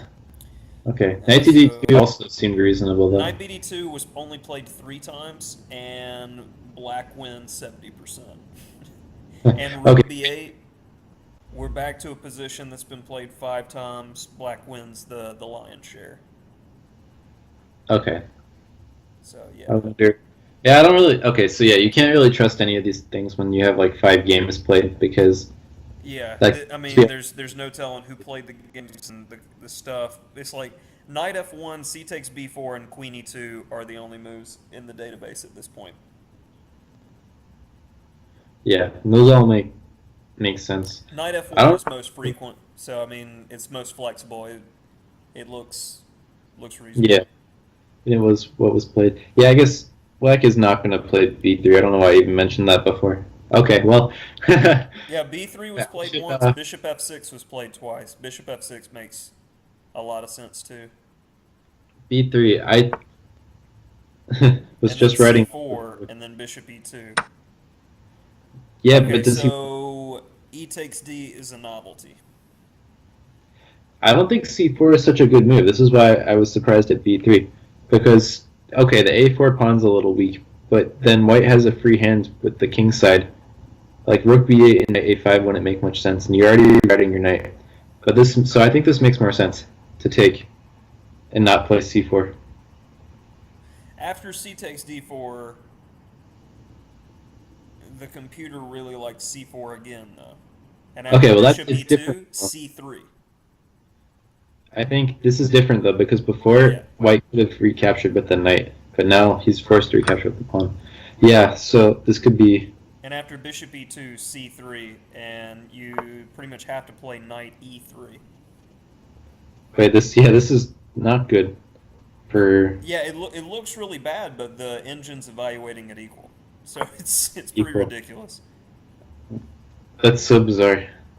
Yeah, after Knight. bishop e2, c3, it's got queen d3, bishop d3, or knight e3, or knight g3, all at about a tenth of a pawn for black to equal for white. Yeah. Okay, knight g3 is quite standard. Makes sense. c2 or d5. None of the above. After queen d3 is starting to like white a little bit. All right, I gotta Bishop put away the goes. engine and use my human thoughts now. Yeah, bishop Yeah, d3. yeah, I'm not gonna lie. If I was in this position, I'd probably freak out and lose immediately in this time control. Yeah, because you feel like This just Caruana. looks ridiculous, and I mean, you know who you're up against. Yeah. So just psychologically, I'd be going in the tank here like, oh my god, am I about to be in some opening book like 3 years from now? Yeah. Yeah.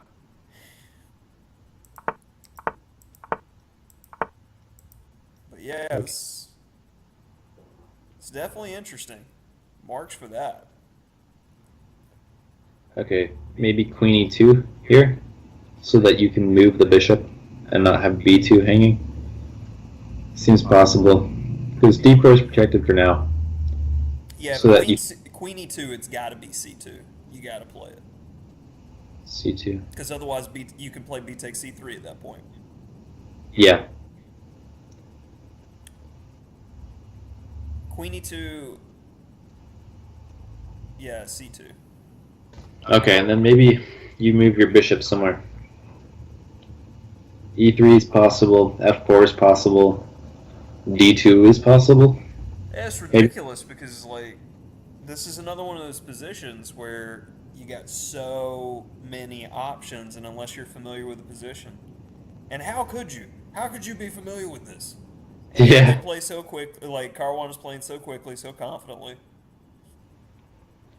Yeah, Caruana is definitely sped up. Probably he did some. I mean, when you think back a couple of years, he was losing like blitz games left and right to his to the other top competitors, and so I get the impression that he did some real training to avoid this because he started doing better.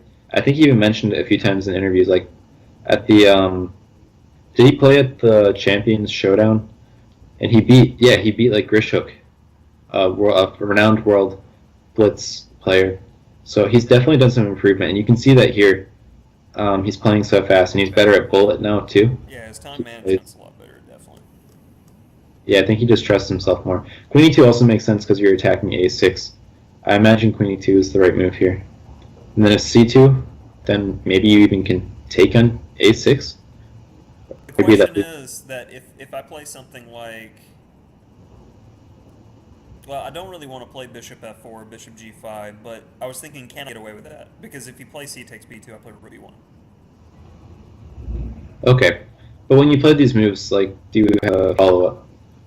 d5. Okay. Yeah, probably a move that you have to, like you said, you have to be familiar with the position to make these kind of structure changes. Yeah, like, to me, knight 85 looks like a positional blunder, because after knight takes, pawn takes, like, the protected pass d-pawn, it's reminiscent of, like, a Benoni gone wrong. So that's how I kind of see that. So I feel like knight a5 is... Yeah, or knight b4. Knight b4 as well gets... Oh, hanging, that might hang the b pawn. Or not. There's some tactics there.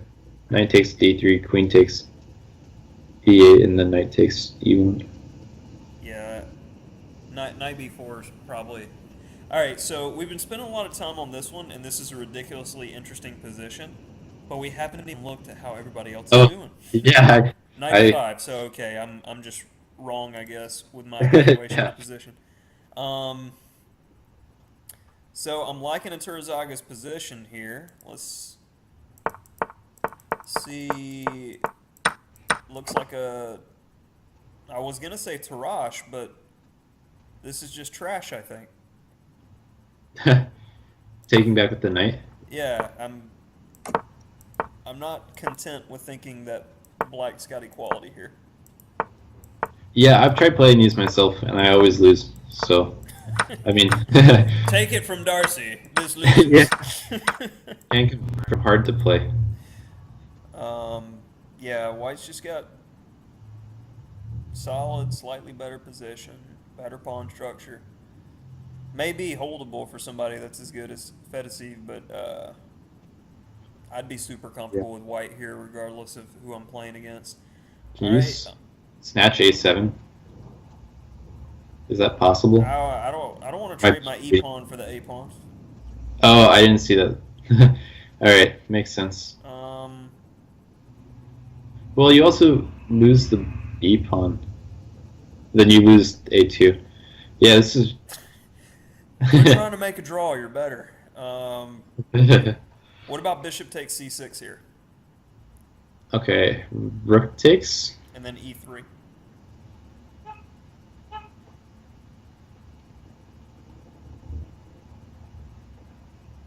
So why not e3 right away?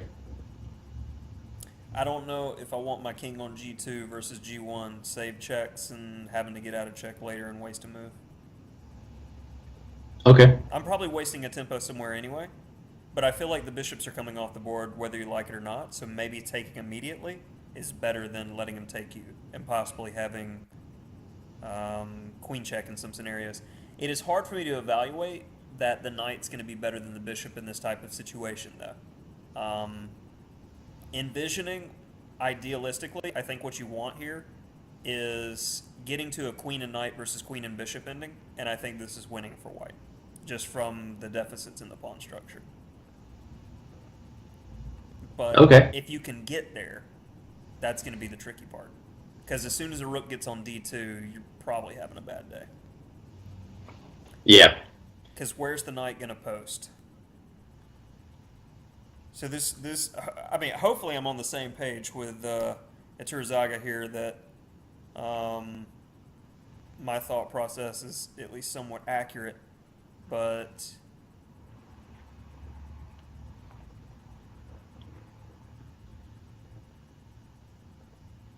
I think I mean I definitely know 100% White's better here, but how to continue play? Hmm.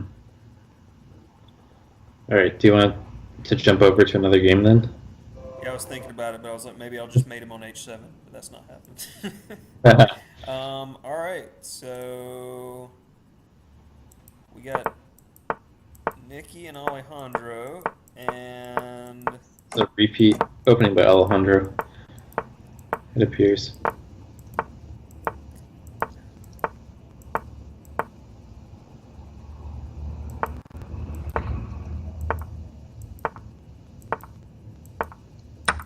yeah, this looks This looks decent for black. it's definitely holding. I have a personal preference for anything that's a hedgehog, so Yeah, and this is a good hedgehog at that. Lots of piece coordination. This open file dominated. everybody's good. What's Black's plan? Rook c8. Yeah, Trade you- the two bad rooks for the two good rooks. Yeah, and you can do it because of the bishop and a6. So that would be my. If this were a blitz game, I would have played it already. To be honest. I like the fact that Nikki's playing faster here. I think getting the two really tough guys out of the way. Maybe that's like a cold Yeah. shower. He's like, okay, yeah, I got my bad ones out of the way. Let's play now. Yeah, So, he definitely doesn't want to lose every game. I like where he's at. Let's see. Julio's got a huge time edge in his game. That's good. This is the game that he has to absolutely win. He can't keep underperforming. Yeah, you can't drop one to board 4, and we got a same-ish. Okay, C5. Oh, okay. And we have transposed into accelerated dragon Maraxi bind. Okay. Bishop e6. I'm normally see bishop d7, bishop c6, a5, knight d7. I'm not quite familiar with this bishop e6 stuff here, but this looks pretty straightforward. I mean, all Yeah, the normal play. I know that is a mistake, trading off the dark square bishops in this structure for white, because when you look at the structure long term, the bishop on e2 really doesn't have anywhere to go, and you don't want to alter this pawn structure. So basically, black's remaining bishop is always good versus white's that's always bad. And if the bishop trades for the knight, you have a good knight versus bad bishop scenario, which black can just play for days. I think this is what's recommended for black in Djingiashvili's openings for Black book, the left book. Mm-hmm. I think it's exactly the line. Yeah, this is the type of stuff that Eugene Perelstein has a lot of good games in the database playing. Yeah, Black's definitely making it look pretty good here. I think definitely Black has the edge. I think there's even a Perelstein game cited in that Djingiashvili book. And I just got word from Steve that we need to take a look at Quesada's game, because he's saying he's a little bit better, according to the engine. And we had this ridiculous pushing that's going on. I'm just recapping because the C3 just looks so ridiculous. Like, I love this position. I'm gonna start playing E5 if I can get games like this. Like, like, yes, knight takes. I'm just gonna survive till the end game, but this is why he's good. Yeah, I don't understand it at all. That looks good.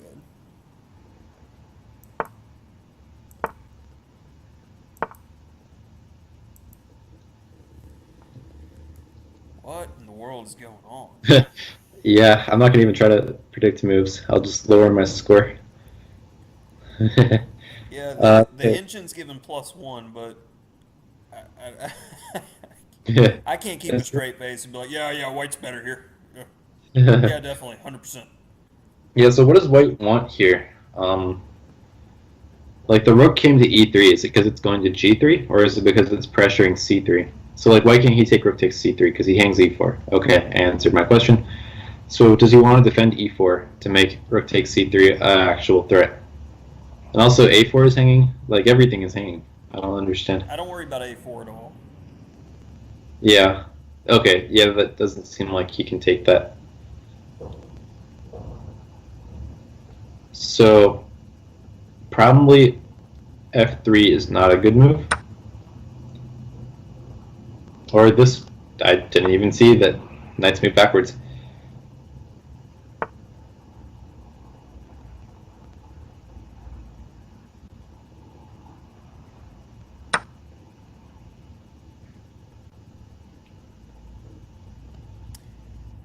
Did this... What's going on here? Yeah, I'm gonna ask the bar because I didn't... Yeah, I don't like the bar, but in this case, when the guys are this ridiculously good... Well, I mean, he's not worse.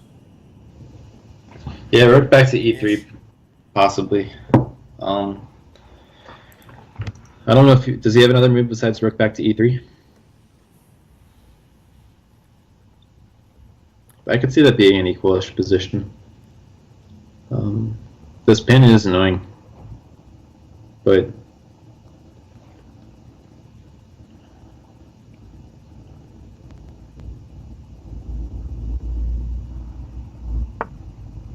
Yeah, I Yeah. couldn't find anything.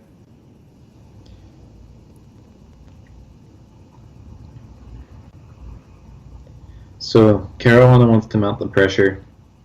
How does he do that? F5?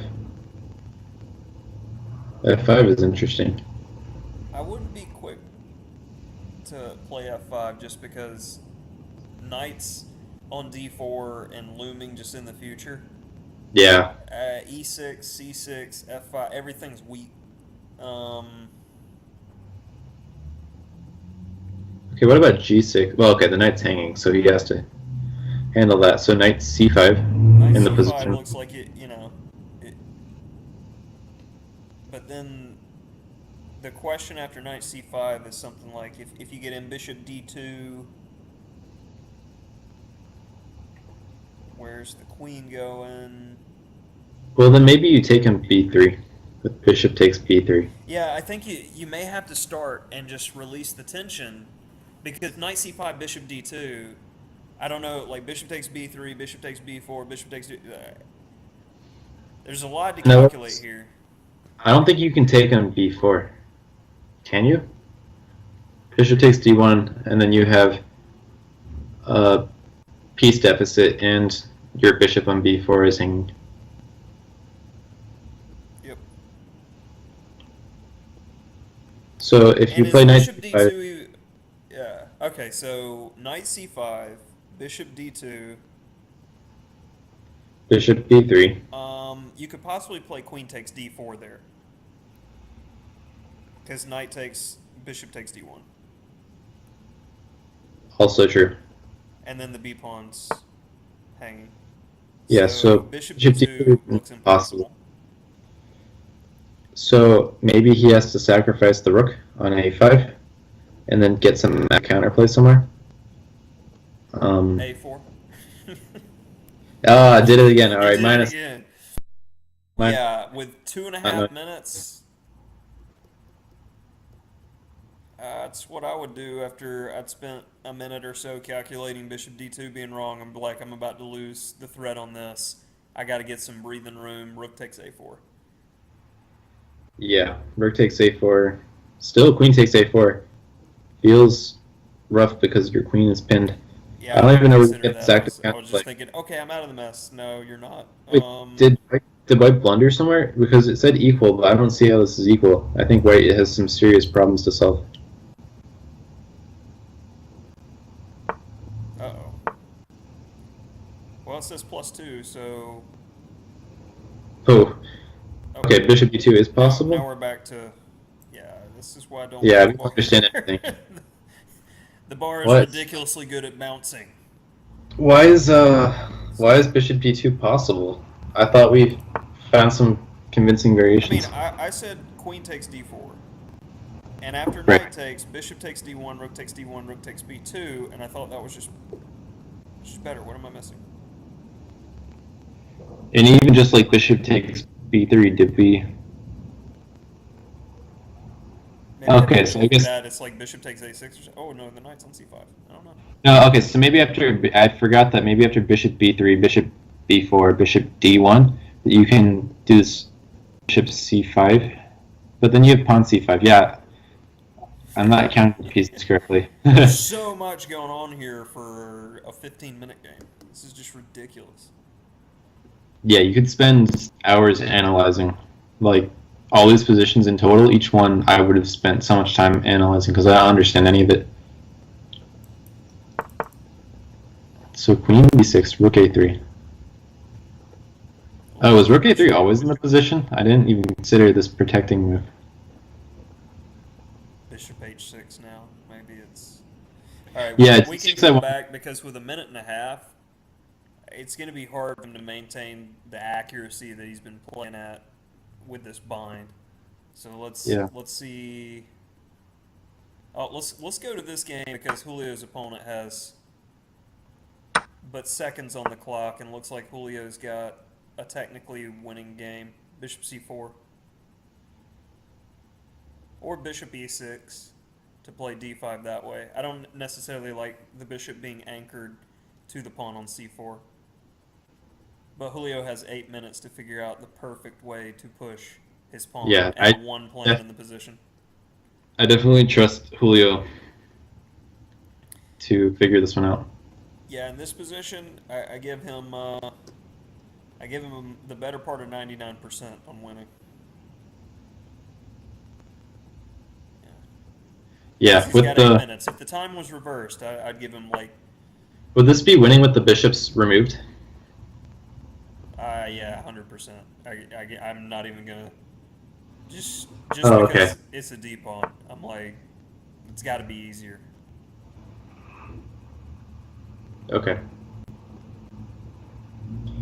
I had to brush up on my rook and king. And rook I and mean, pawn. I just from a practical standpoint, that's got to be miserable to try to defend. If it was an e pawn, I would consider it a lot easier to attempt to a draw, Rook, no. simply because the white king could be close enough to hold the base pawn on g2 and also defend against the e pawn's advance. But with the pawn on the d file, I think you can just make slow and steady progress. Yeah, this seems pretty clear. Probably bishop c4. I was thinking about bishop f5.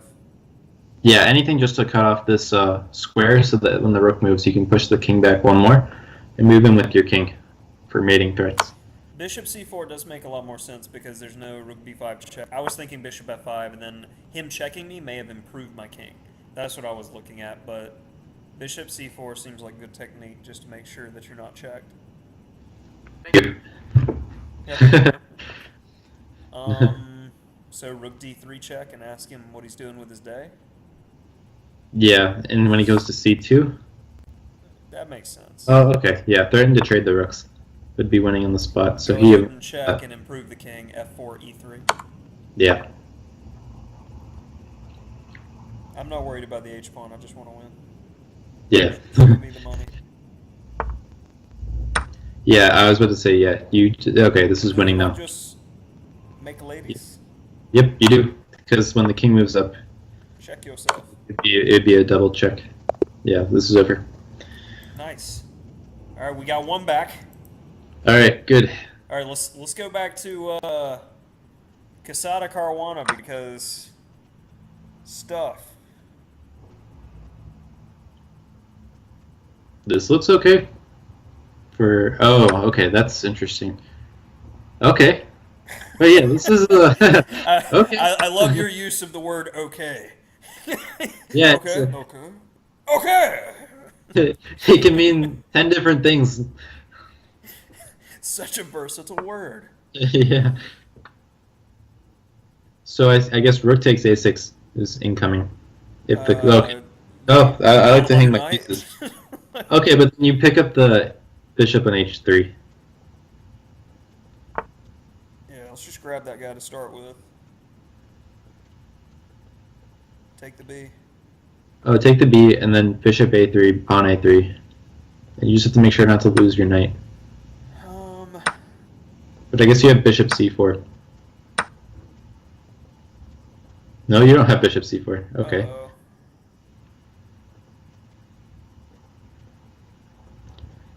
Yeah, It's possible he missed that in the time period. It went from looking good to dead lost.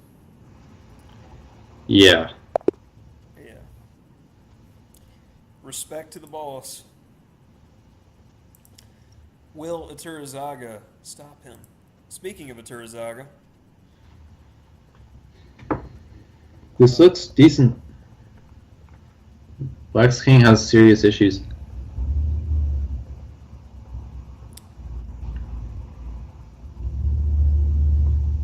Like, I'm seeing positions where g4, breaking those pawns. Yeah, right now it's like if queen takes a2, rook a4, and you win the bishop. So Yeah, the so pawn was poisoned in that situation, so it gives you another move to organize for an attack. yeah, so why not g4 right now? Well, you don't have to commit to try to go for it all. Like, you can come back to that idea anytime later with the rook on c4. So I think I think queen d2 and just staying flexible is good technique because black can't easily uncoil with the bad rook on f8, the super bad queen on a1, and I'm like, slow and steady here. Okay. And you may want e4 instead of g4 to soften that way. And like a4 here looks very Oh, and not let your king get. good. And yeah, don't open up the G file. All right. So Yeah, I like a4 and and then go back to this idea e4 and just because you're making your pawn structure with the knight dominate the bishop. yeah. And Wait. it So may not even be necessary to go after the king. You may just go after the a5 pawn and then play it like a Binko gambit. Come back, defend the b pawn, and start pushing the a pawn. You know. But I definitely think Ituruzaga is in excellent shape here for converting the point. This looks like a very, very good position. Let's bounce over to Nikki. he must be putting up good resistance. Looks like he's in really good shape. Yeah. Is he winning? That's the question. Material wise, he is. White. Yeah, I don't know. This could be a win, which would be great. If he wins this, then we could have a tied match going into the last round potentially. Yeah, bishop f5 is good.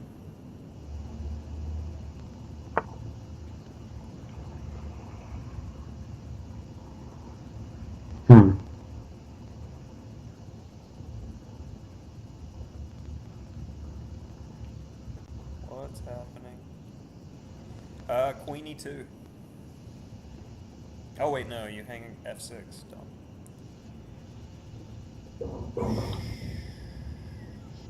So was bishop f5 a blunder? Yeah, this is ridiculous.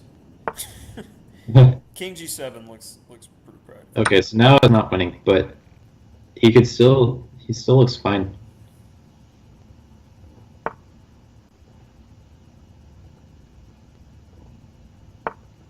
Yeah, good flexible move.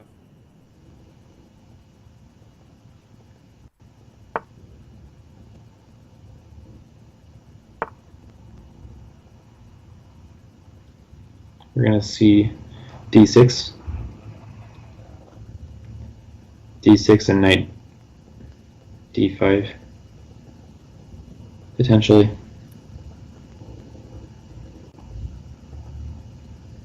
Yeah, if that knight ever moves, then maybe I guess you don't have queen to e1 because when the queen picks up the bishop, there's no mate threat.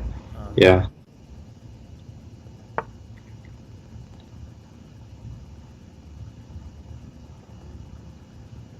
Rook b2. Okay. Getting out of the check. Queen e5. Queen d doesn't seem really passive. Queen e5, he's just improving his position. You gotta. Yeah, now there's serious problems. Yeah, Queen e5, I think he missed a huge opportunity to try to equalize. Maybe he's looking at Rook b6 now. Take. Yeah, you have no other option. I guess you have queen f8. Take on d5. You're threatening mate when you take on d5 at least. Yeah, that's important. Speed. Oh, but bishop, no, it's checkmate if you do. Oh, bishop takes. I was only thinking queen takes and you could run, yeah. Well, maybe it's not checkmate because you defend f7 as well.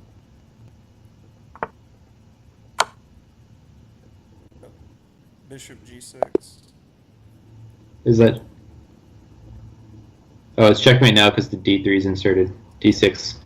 Wait, so is it checkmate though if queen takes d5? It's checkmate now because you get back rank mated, but you don't get checkmated on f7. Yeah, queen takes d5, bishop h7, king h8, bishop g6. King g8. Queen 7, king f8, queen h8. King e7. e7. Yeah. Yeah, it's checkmate. In the new two moves, it's checkmate because you don't have king e7. But here, I think you're still alive. Oh. That And sucks. he We, played. we, we needed that win bad. Yeah, Dang. But Aturazaga finished off his opponent, thankfully. nice. So that's pretty ridiculous. Putting away Yes. 7-5 is the match score. 7-5. Yeah, I think so. Ooh. So we're gonna have to have a ridiculous last round. Yeah.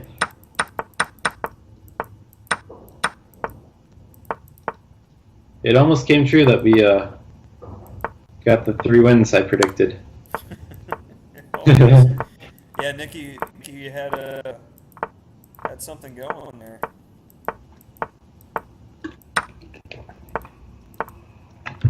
Yeah, excellent pick Aturazaga to win against World Rapid number 2.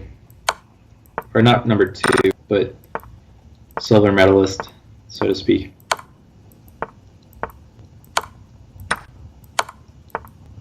Okay, yeah. I'm surprised Black's even playing on. Yeah, okay. That was legit. We definitely know who our board 1 is. I mean, we can say that without any doubts. The man can play.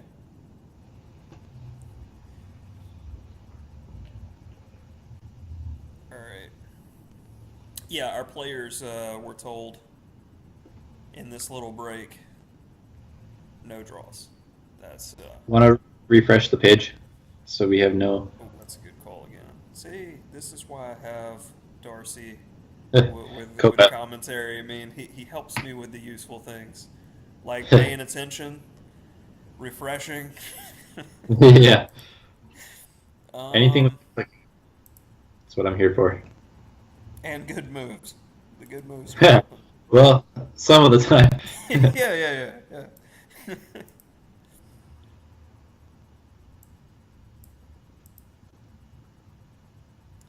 All right, I got everybody followed. Let's see if any other cool games are going on right now we could get interested in.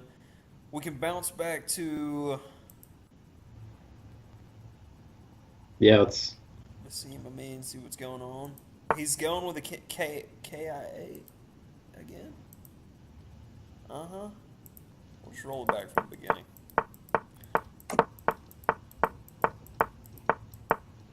Yeah, it's really fun to watch these guys play the KIA. I played it for a long time growing up because my coach gave it to me as a quick solution for not having opening prep.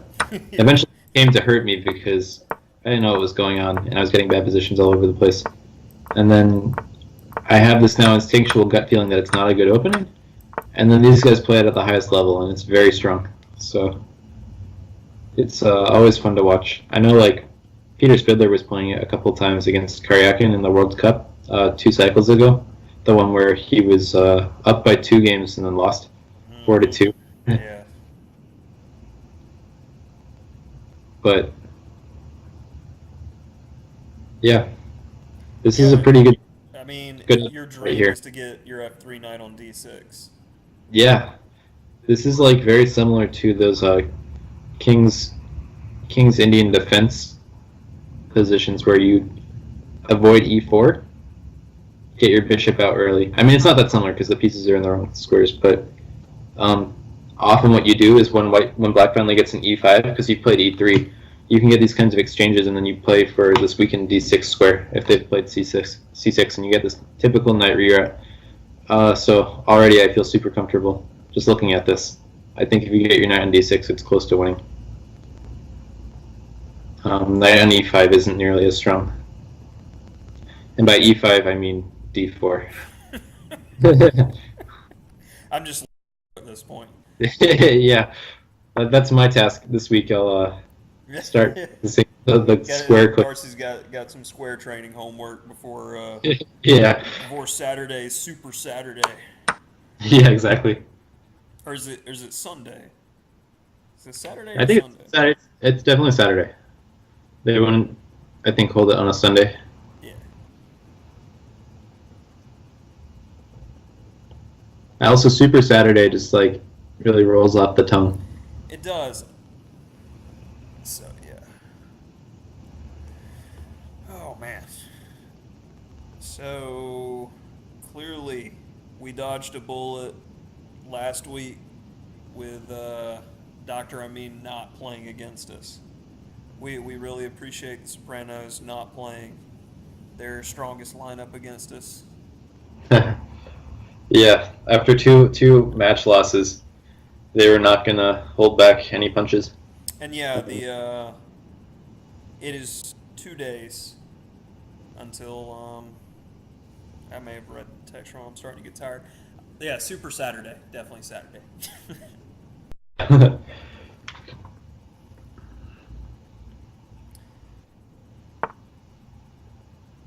looks okay. Then knight d2, knight c4.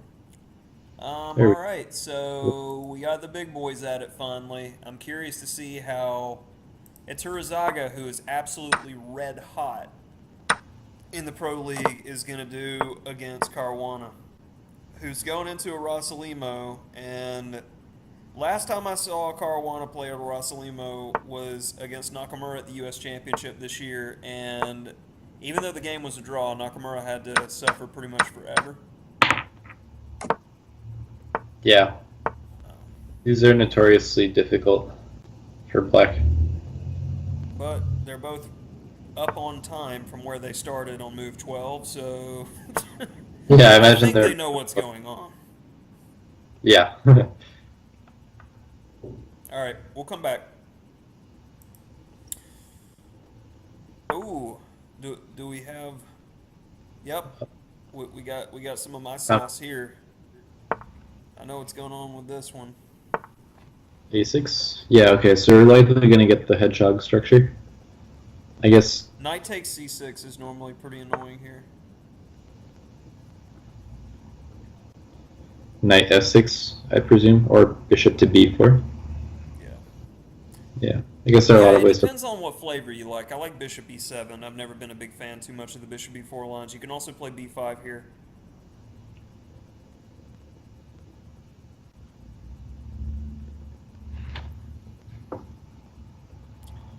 B5, yeah, so you'll get some sort of typical English attack structure. This is definitely what we need, trying to get on the board with black. So this is a good opening choice by Quesada, being that we're in the hole with the team score. Let's see how Julio's doing against Alejandro.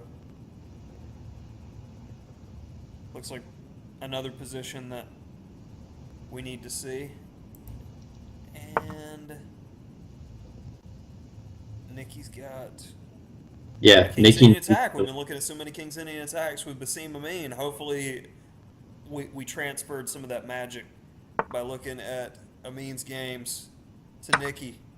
So hopefully he's able to make something happen here. The battle of the board fours. Who will be perfect? Yeah. Yeah, if Nikki can win this, that could be huge. We need three wins to tie the match. Yes. So gotta have it from Nikki right here. Because the other guys definitely have some tall orders. Yeah. He does as well, of course. No disrespect to To Forrest. the opponent by any means. But I definitely like the positions that he has. I personally would have played queen takes 4. Queen b3 here, and you just have a... Just C3 though.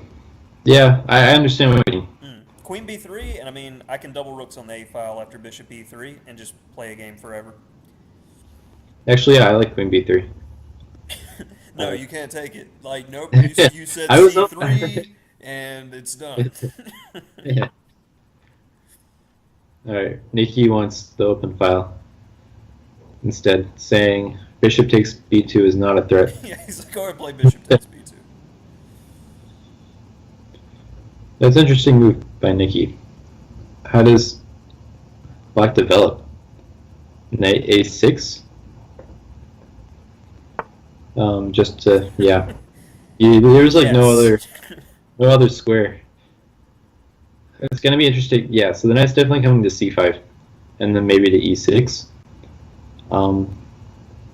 Now we might have to defend our b2 pawn because we're going to need to have our rooks connected when they challenge us. I So still like queen b3. yeah, queen b3 I also still like. Queen b3, he's going to play knight c5 and force us to take. And then, oh, that's a problem. Queen b3, knight c5, queen takes b3, a takes, and then if c3, you have knight b3. Yikes. Yeah. Yeah. So maybe rook b1 to play bishop e3. Just a thought. What about queen a3? Okay. Queen a3. Attacking e7, which is good. Also threatening bishop e3. And if bishop takes on b2, then after all is said and done, it looks like you get to play rook b1 and pick up b7. Bishop e3 right away. This is interesting because he's giving up all of his queenside pawns for active rooks. And it opens up the position more for the Bs. I can definitely see the merits in it, but at the same time, It's all 3 pawns though, it looks like. Yeah, I don't know. I question it. Yeah, maybe he's hoping the knight will get stranded too. Yeah. That Yeah, could I act- mean, it's definitely not a blunder, but it leaves your queen not as flexible, and his pieces can go for broke. Like, yeah, Yeah. not a huge fan of that move. Julio's doing Julio things. This looks pretty standard Sicilian stuff. Yeah. And Julio's got that good score in these structures. So All right, next. Yep. This is pretty typical. You get to play Yeah. f5 in a lot of these structures after castling, and your rook gets activated, and black does pretty well in these positions. yeah, I like this.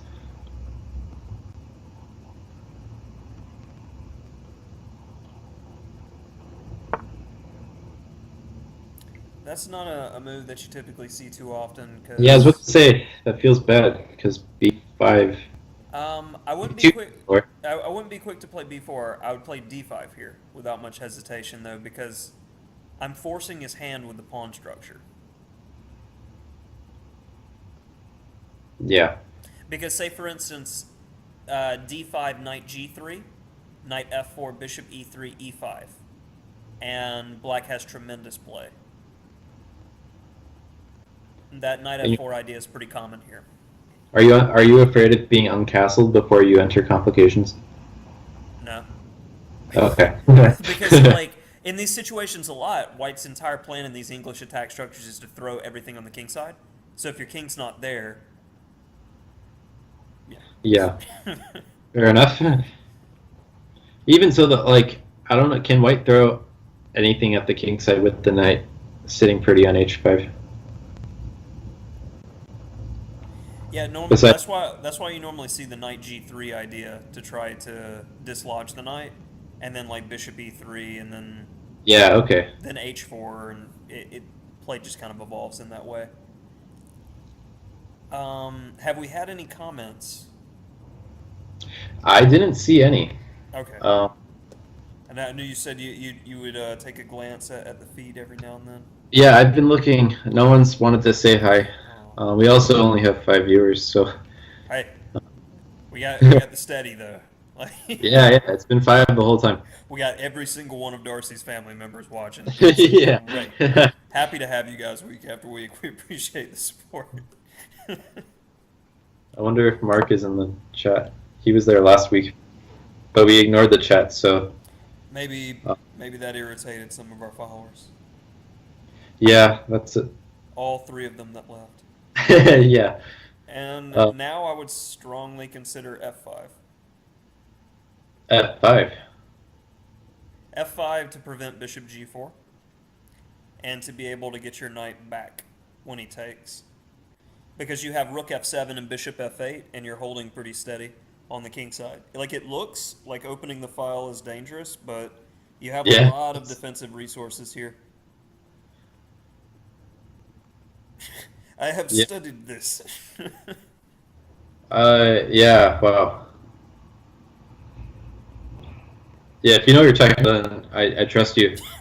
To I mean, somebody untrain analyzing those. with an engine here is probably like, yeah, F5 loses because of, but I've played F5 in these positions and been all right before. Yeah, because like the only alternative looks like it's G6 to bring your knight to G7, and then just Bishop G4, Knight G7, H4, Yeah, and it's the exactly G, what yeah, the White's wasting G6 time. is not fun because you don't have the counterplay that White has. G6, Bishop G4, Knight G7, H4, Yeah. and H5's real fast. So it's Yeah. And B4 isn't doing anything. So come on, F5, throw it out there, one time, one time. Murky the water. so he takes back with the knight on F6. Yeah,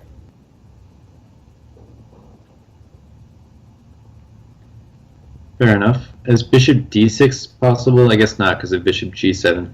yep.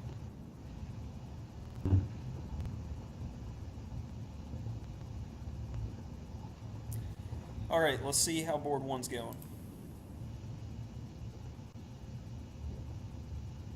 Roll it back a bit for flavor. Rossalimo got rid of the double pawn. Yeah, that's where we left off. All of White's pieces are good.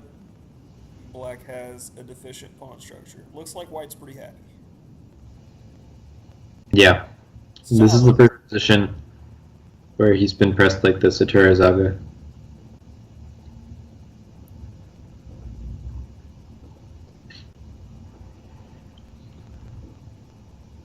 Yeah, doesn't mean.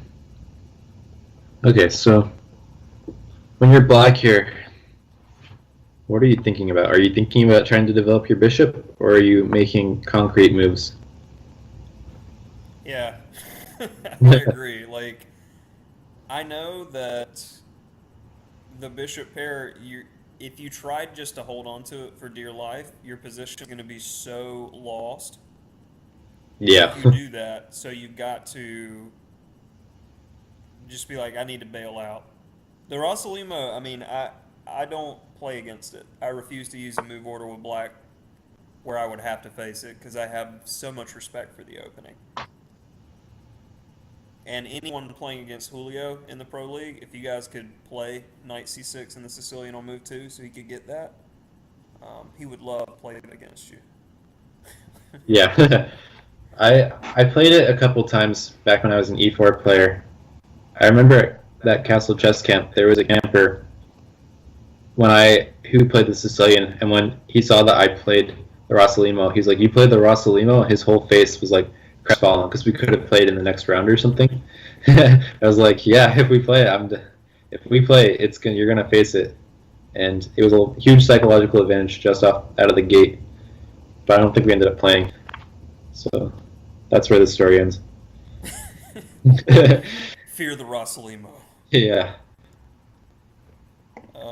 All right, let's see Casada, and yep, F5. Nice. Point for you. He spent about a solid 3 minutes more than I would have. Yeah, it did. It wasn't my instinct in the slightest, but when you look at the Bishop G4 problem, it seems like it's the only move that deals with that. So, Yeah, and I actually found that move. It was a game that I'd analyzed where G6 had been played, and I was like, "There's got to be something better." And I turned on the engine, and the engine recommends F5, and it's just equal for black. And then I started thinking that move in a lot of analogous positions. yeah. So this looks pretty good for Julio. Pretty annoying because do you have problems? Like, can black play H5 here? That's my first question. Yeah, that's so typical here. H5, Knight G4.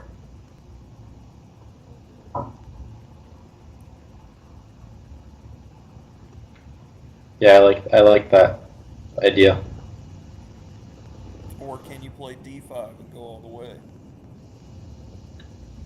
Black's got two different, very Sicilian moves to consider, and he So- chooses something that leaves them both up in the air. Yeah. D4, could you play queen e5?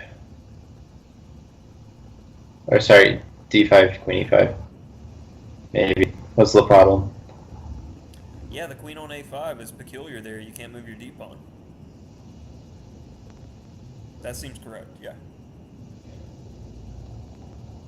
Uh-huh.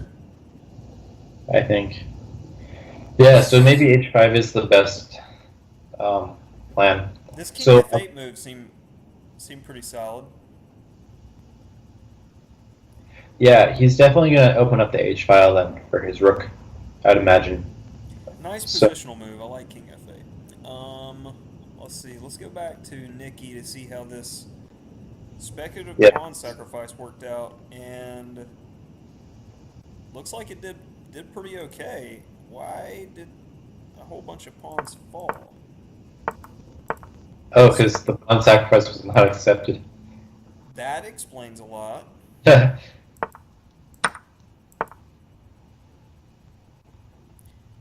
Yeah. like it now. Yeah.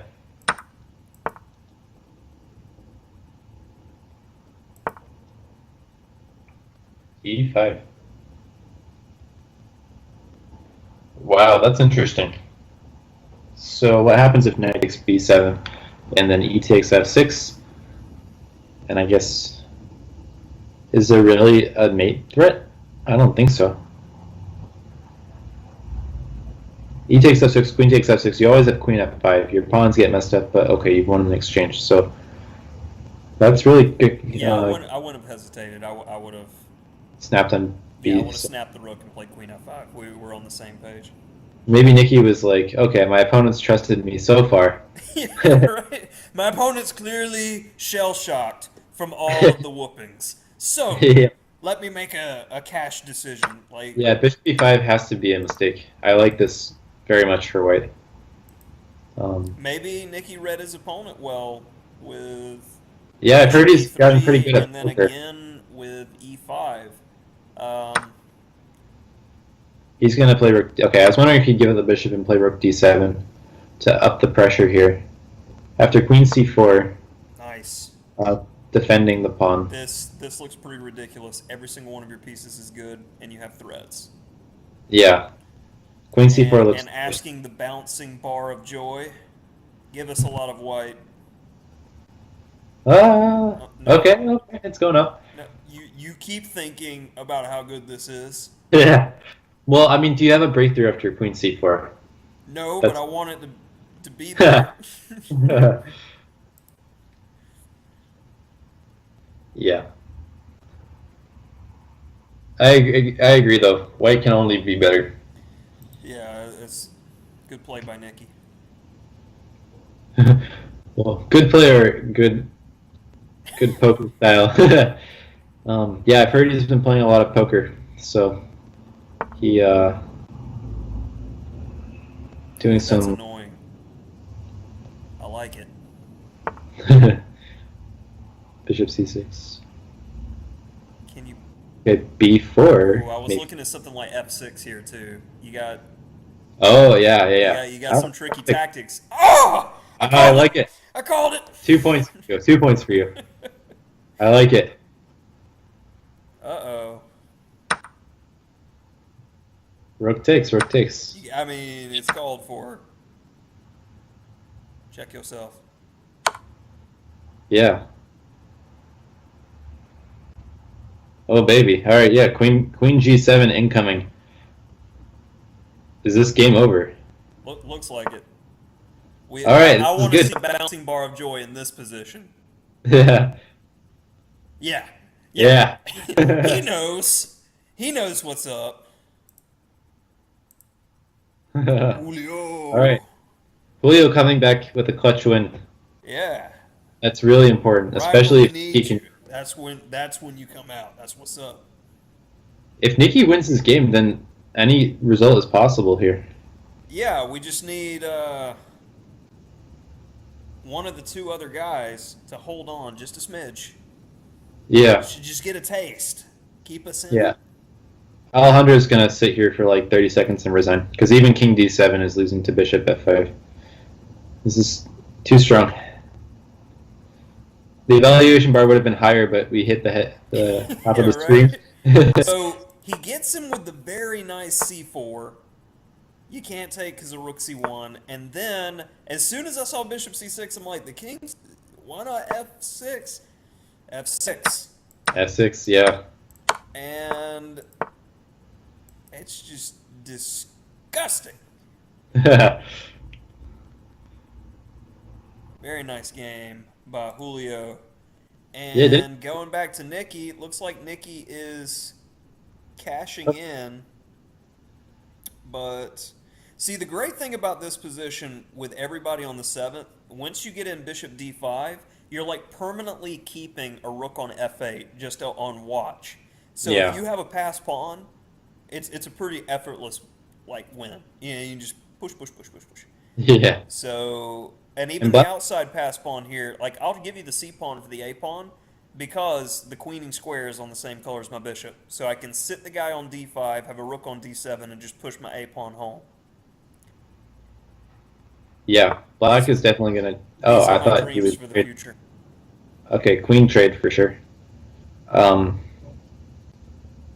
Almost queen F3 is good. Yeah, I don't think you want a queen trade. Well, you might have to though. If I queen F3, what do you do? Queen F3 rook takes D7, and then you're not winning on F7, and then maybe you get you're on defense. So I think queen you F. got to bail out a little bit here. You're right. Queen takes, bishop takes, rook takes D8, rook takes D8, rook E2. And then you just got to play the slightly better bishop of opposite color in game.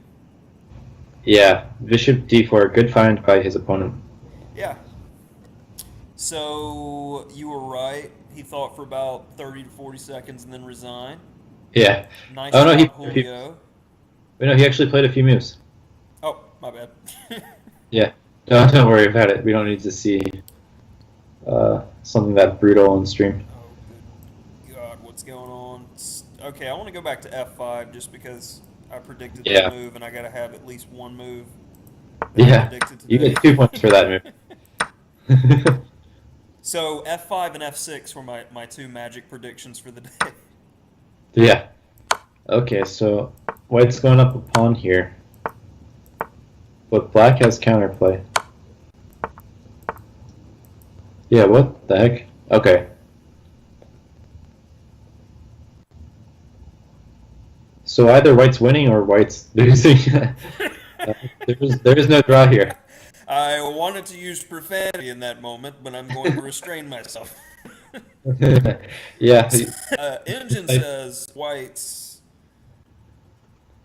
winning a lot or winning, but we do not trust the bouncing bar unless it is saying black. Yeah. In our top two boards. But he's got to find accurate moves here to win. Typically not something of extreme difficulty for 2700, but he may be feeling the pressure. Let's go to Aturazaga and see how he's faring against. Okay, he's holding. Oh, he's up a piece. What is going on? Oh no, he's gonna get. No, yeah. Is he up a piece? What's the deal there? Could we see upset on board 1? Nom nom. Okay, the queen and rook are being hit.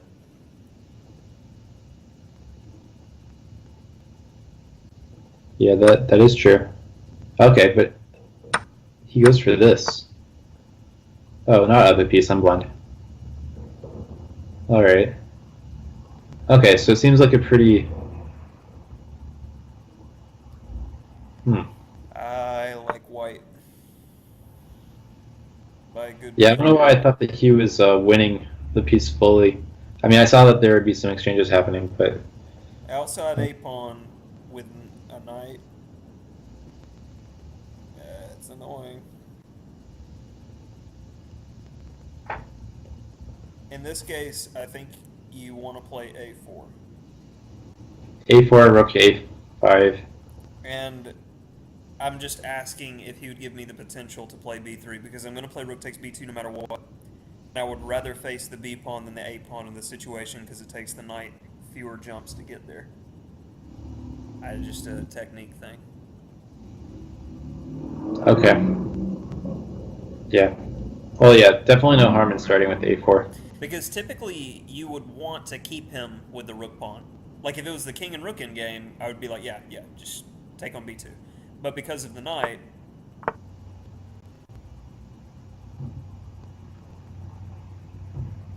how does that help or hurt? Yeah, this is looking pretty bad because you can't develop your king or knight to help out. Okay, back to Nikki. Let's see how he's doing on his quest. Yeah, every point matters. Okay, so he managed to keep the pawn. Black has activity in exchange. We want to play bishop c4. So So bishop he's e4, d5, and then you Yeah. overload on f7. Yeah. Okay. So Yeah. still So chances. looks like Nikki's got a very stable edge here. Yeah, and the time advantage is good too. Asking the bouncing bar, the bar still doesn't believe. Well, the bar's saying like, I mean, it likes it, but it's not like crazy about it. It wasn't like Julio Did you- f6 crazy. want more than +1 in this position.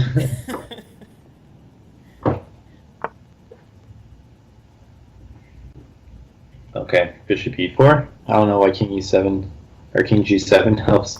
Yeah, that's obviously king e7. Bughouse. Yeah. Okay, yeah. So bishop, like we were saying, bishop d5 incoming. Okay, rook b7. Yeah. Yeah, this is so good because when the queen gets tied down to f7, then we have c4, c5 ideas eventually. So Yeah, this is good all day. I don't like that our. bishop c6 That's is a way to play c4 okay. and then a4. Like this is a real bind position, so maybe even queen c3 here in some variations in queen f6, and like get even more pressure that way. I don't think I would be like even queen f6 here is very annoying. Yeah. I guess bishop d8 will always be a counter blow. Yeah, so c4. Yeah. Easy enough. Yeah, and then you have queen d5 coming, and then you have c5. A4 to play a5, and you trade a pawns. I mean, like, there's so many good moves for white. It's a high quality problem to have. So this happened, queen f6, bishop d8, like And in we this said. case, he could just go back to f3 and then, just play chess because he's got nothing really to lose here. So, Take on a7. He forgot about the pawn. yep, sure did. This is really good. All right, yeah, rook b7. b7, Yeah. and then bishop d5, and yeah, bishop d5. That's all she wrote. Not over yet because bishop f6. That's true. And then queen b3. Yeah. I love when we can just focus on one weakness all day long. I mean, oh, that could be.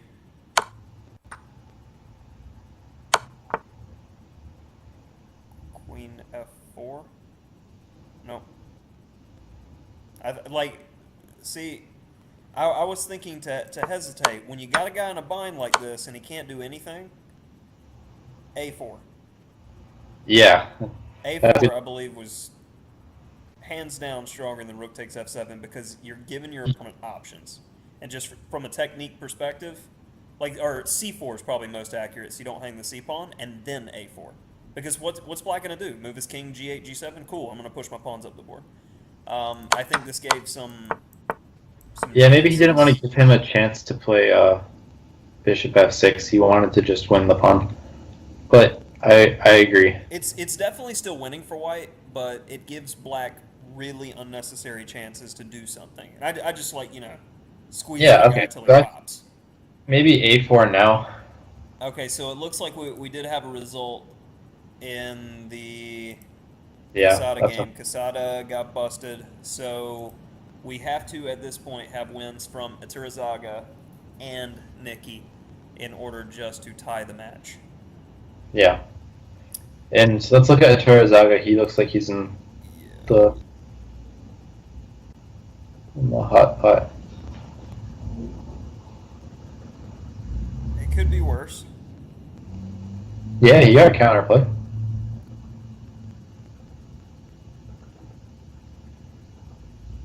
20 seconds though. Where's the mate?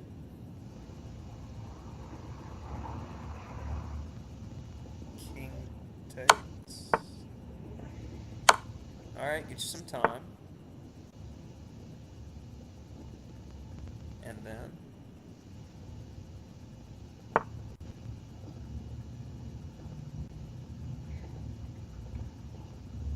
Yeah, why not? Like you were seeing it in the chat, why not king takes h3 was knight takes g5, okay. Knight takes g5, hg, rook h7 mate was if king takes h3. That's That's pretty cool. great find by the chat there.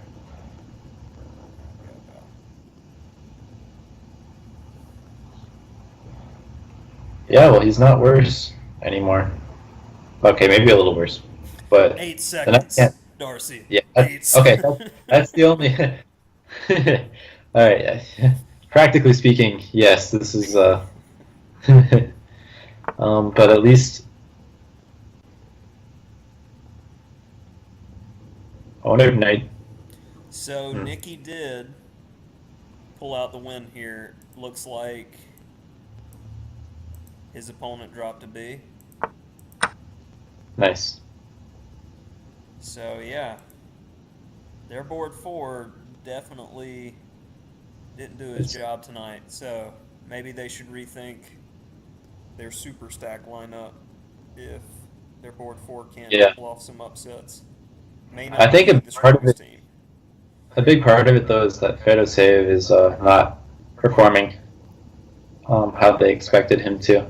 Yeah, I mean, technically, he's board 1 in and of his own right. So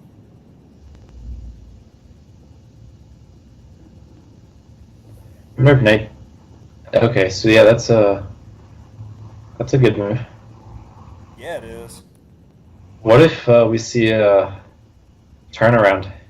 I mean, in this case, Iturzaga's in a great situation psychologically because he knows he's got to win. Because we told him before the game, like, a draw is a horrible result. So he's playing for the gusto. And isn't that a favorable turn for black? Yeah. I know he... And Caruana's getting low too. Maybe. This is so exciting. Come on. What is going on? Come on! Now you can play d4? What happens there? Knight f4. You just... Oh no. Okay, so the rook there was defending the mate threat. Okay. Holding on. Oh jeez, what is... Wow. No, that was such a nice move by Caruana. That was just stupid. Disgusting. That's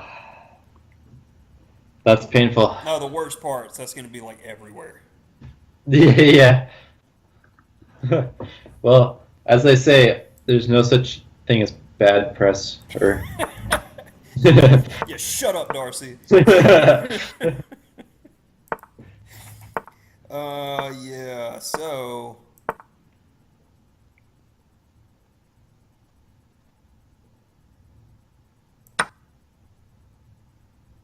Yeah. Is Caruana saying that maybe black could have been winning there? Rook takes a5, knight takes g3, rook e5, probably winning. Yeah.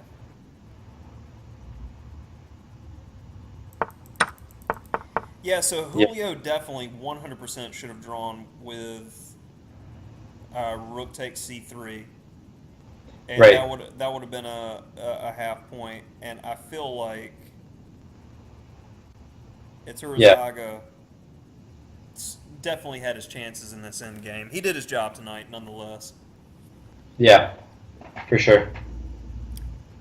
Yeah, so I mean, All right. I can't really be upset because when looking at lineups, I definitely saw this St. Louis lineup as one of the strongest lineups, and I mean, anytime you have a board four that goes 1 to 2, they've done their job. So Nicky definitely did his job.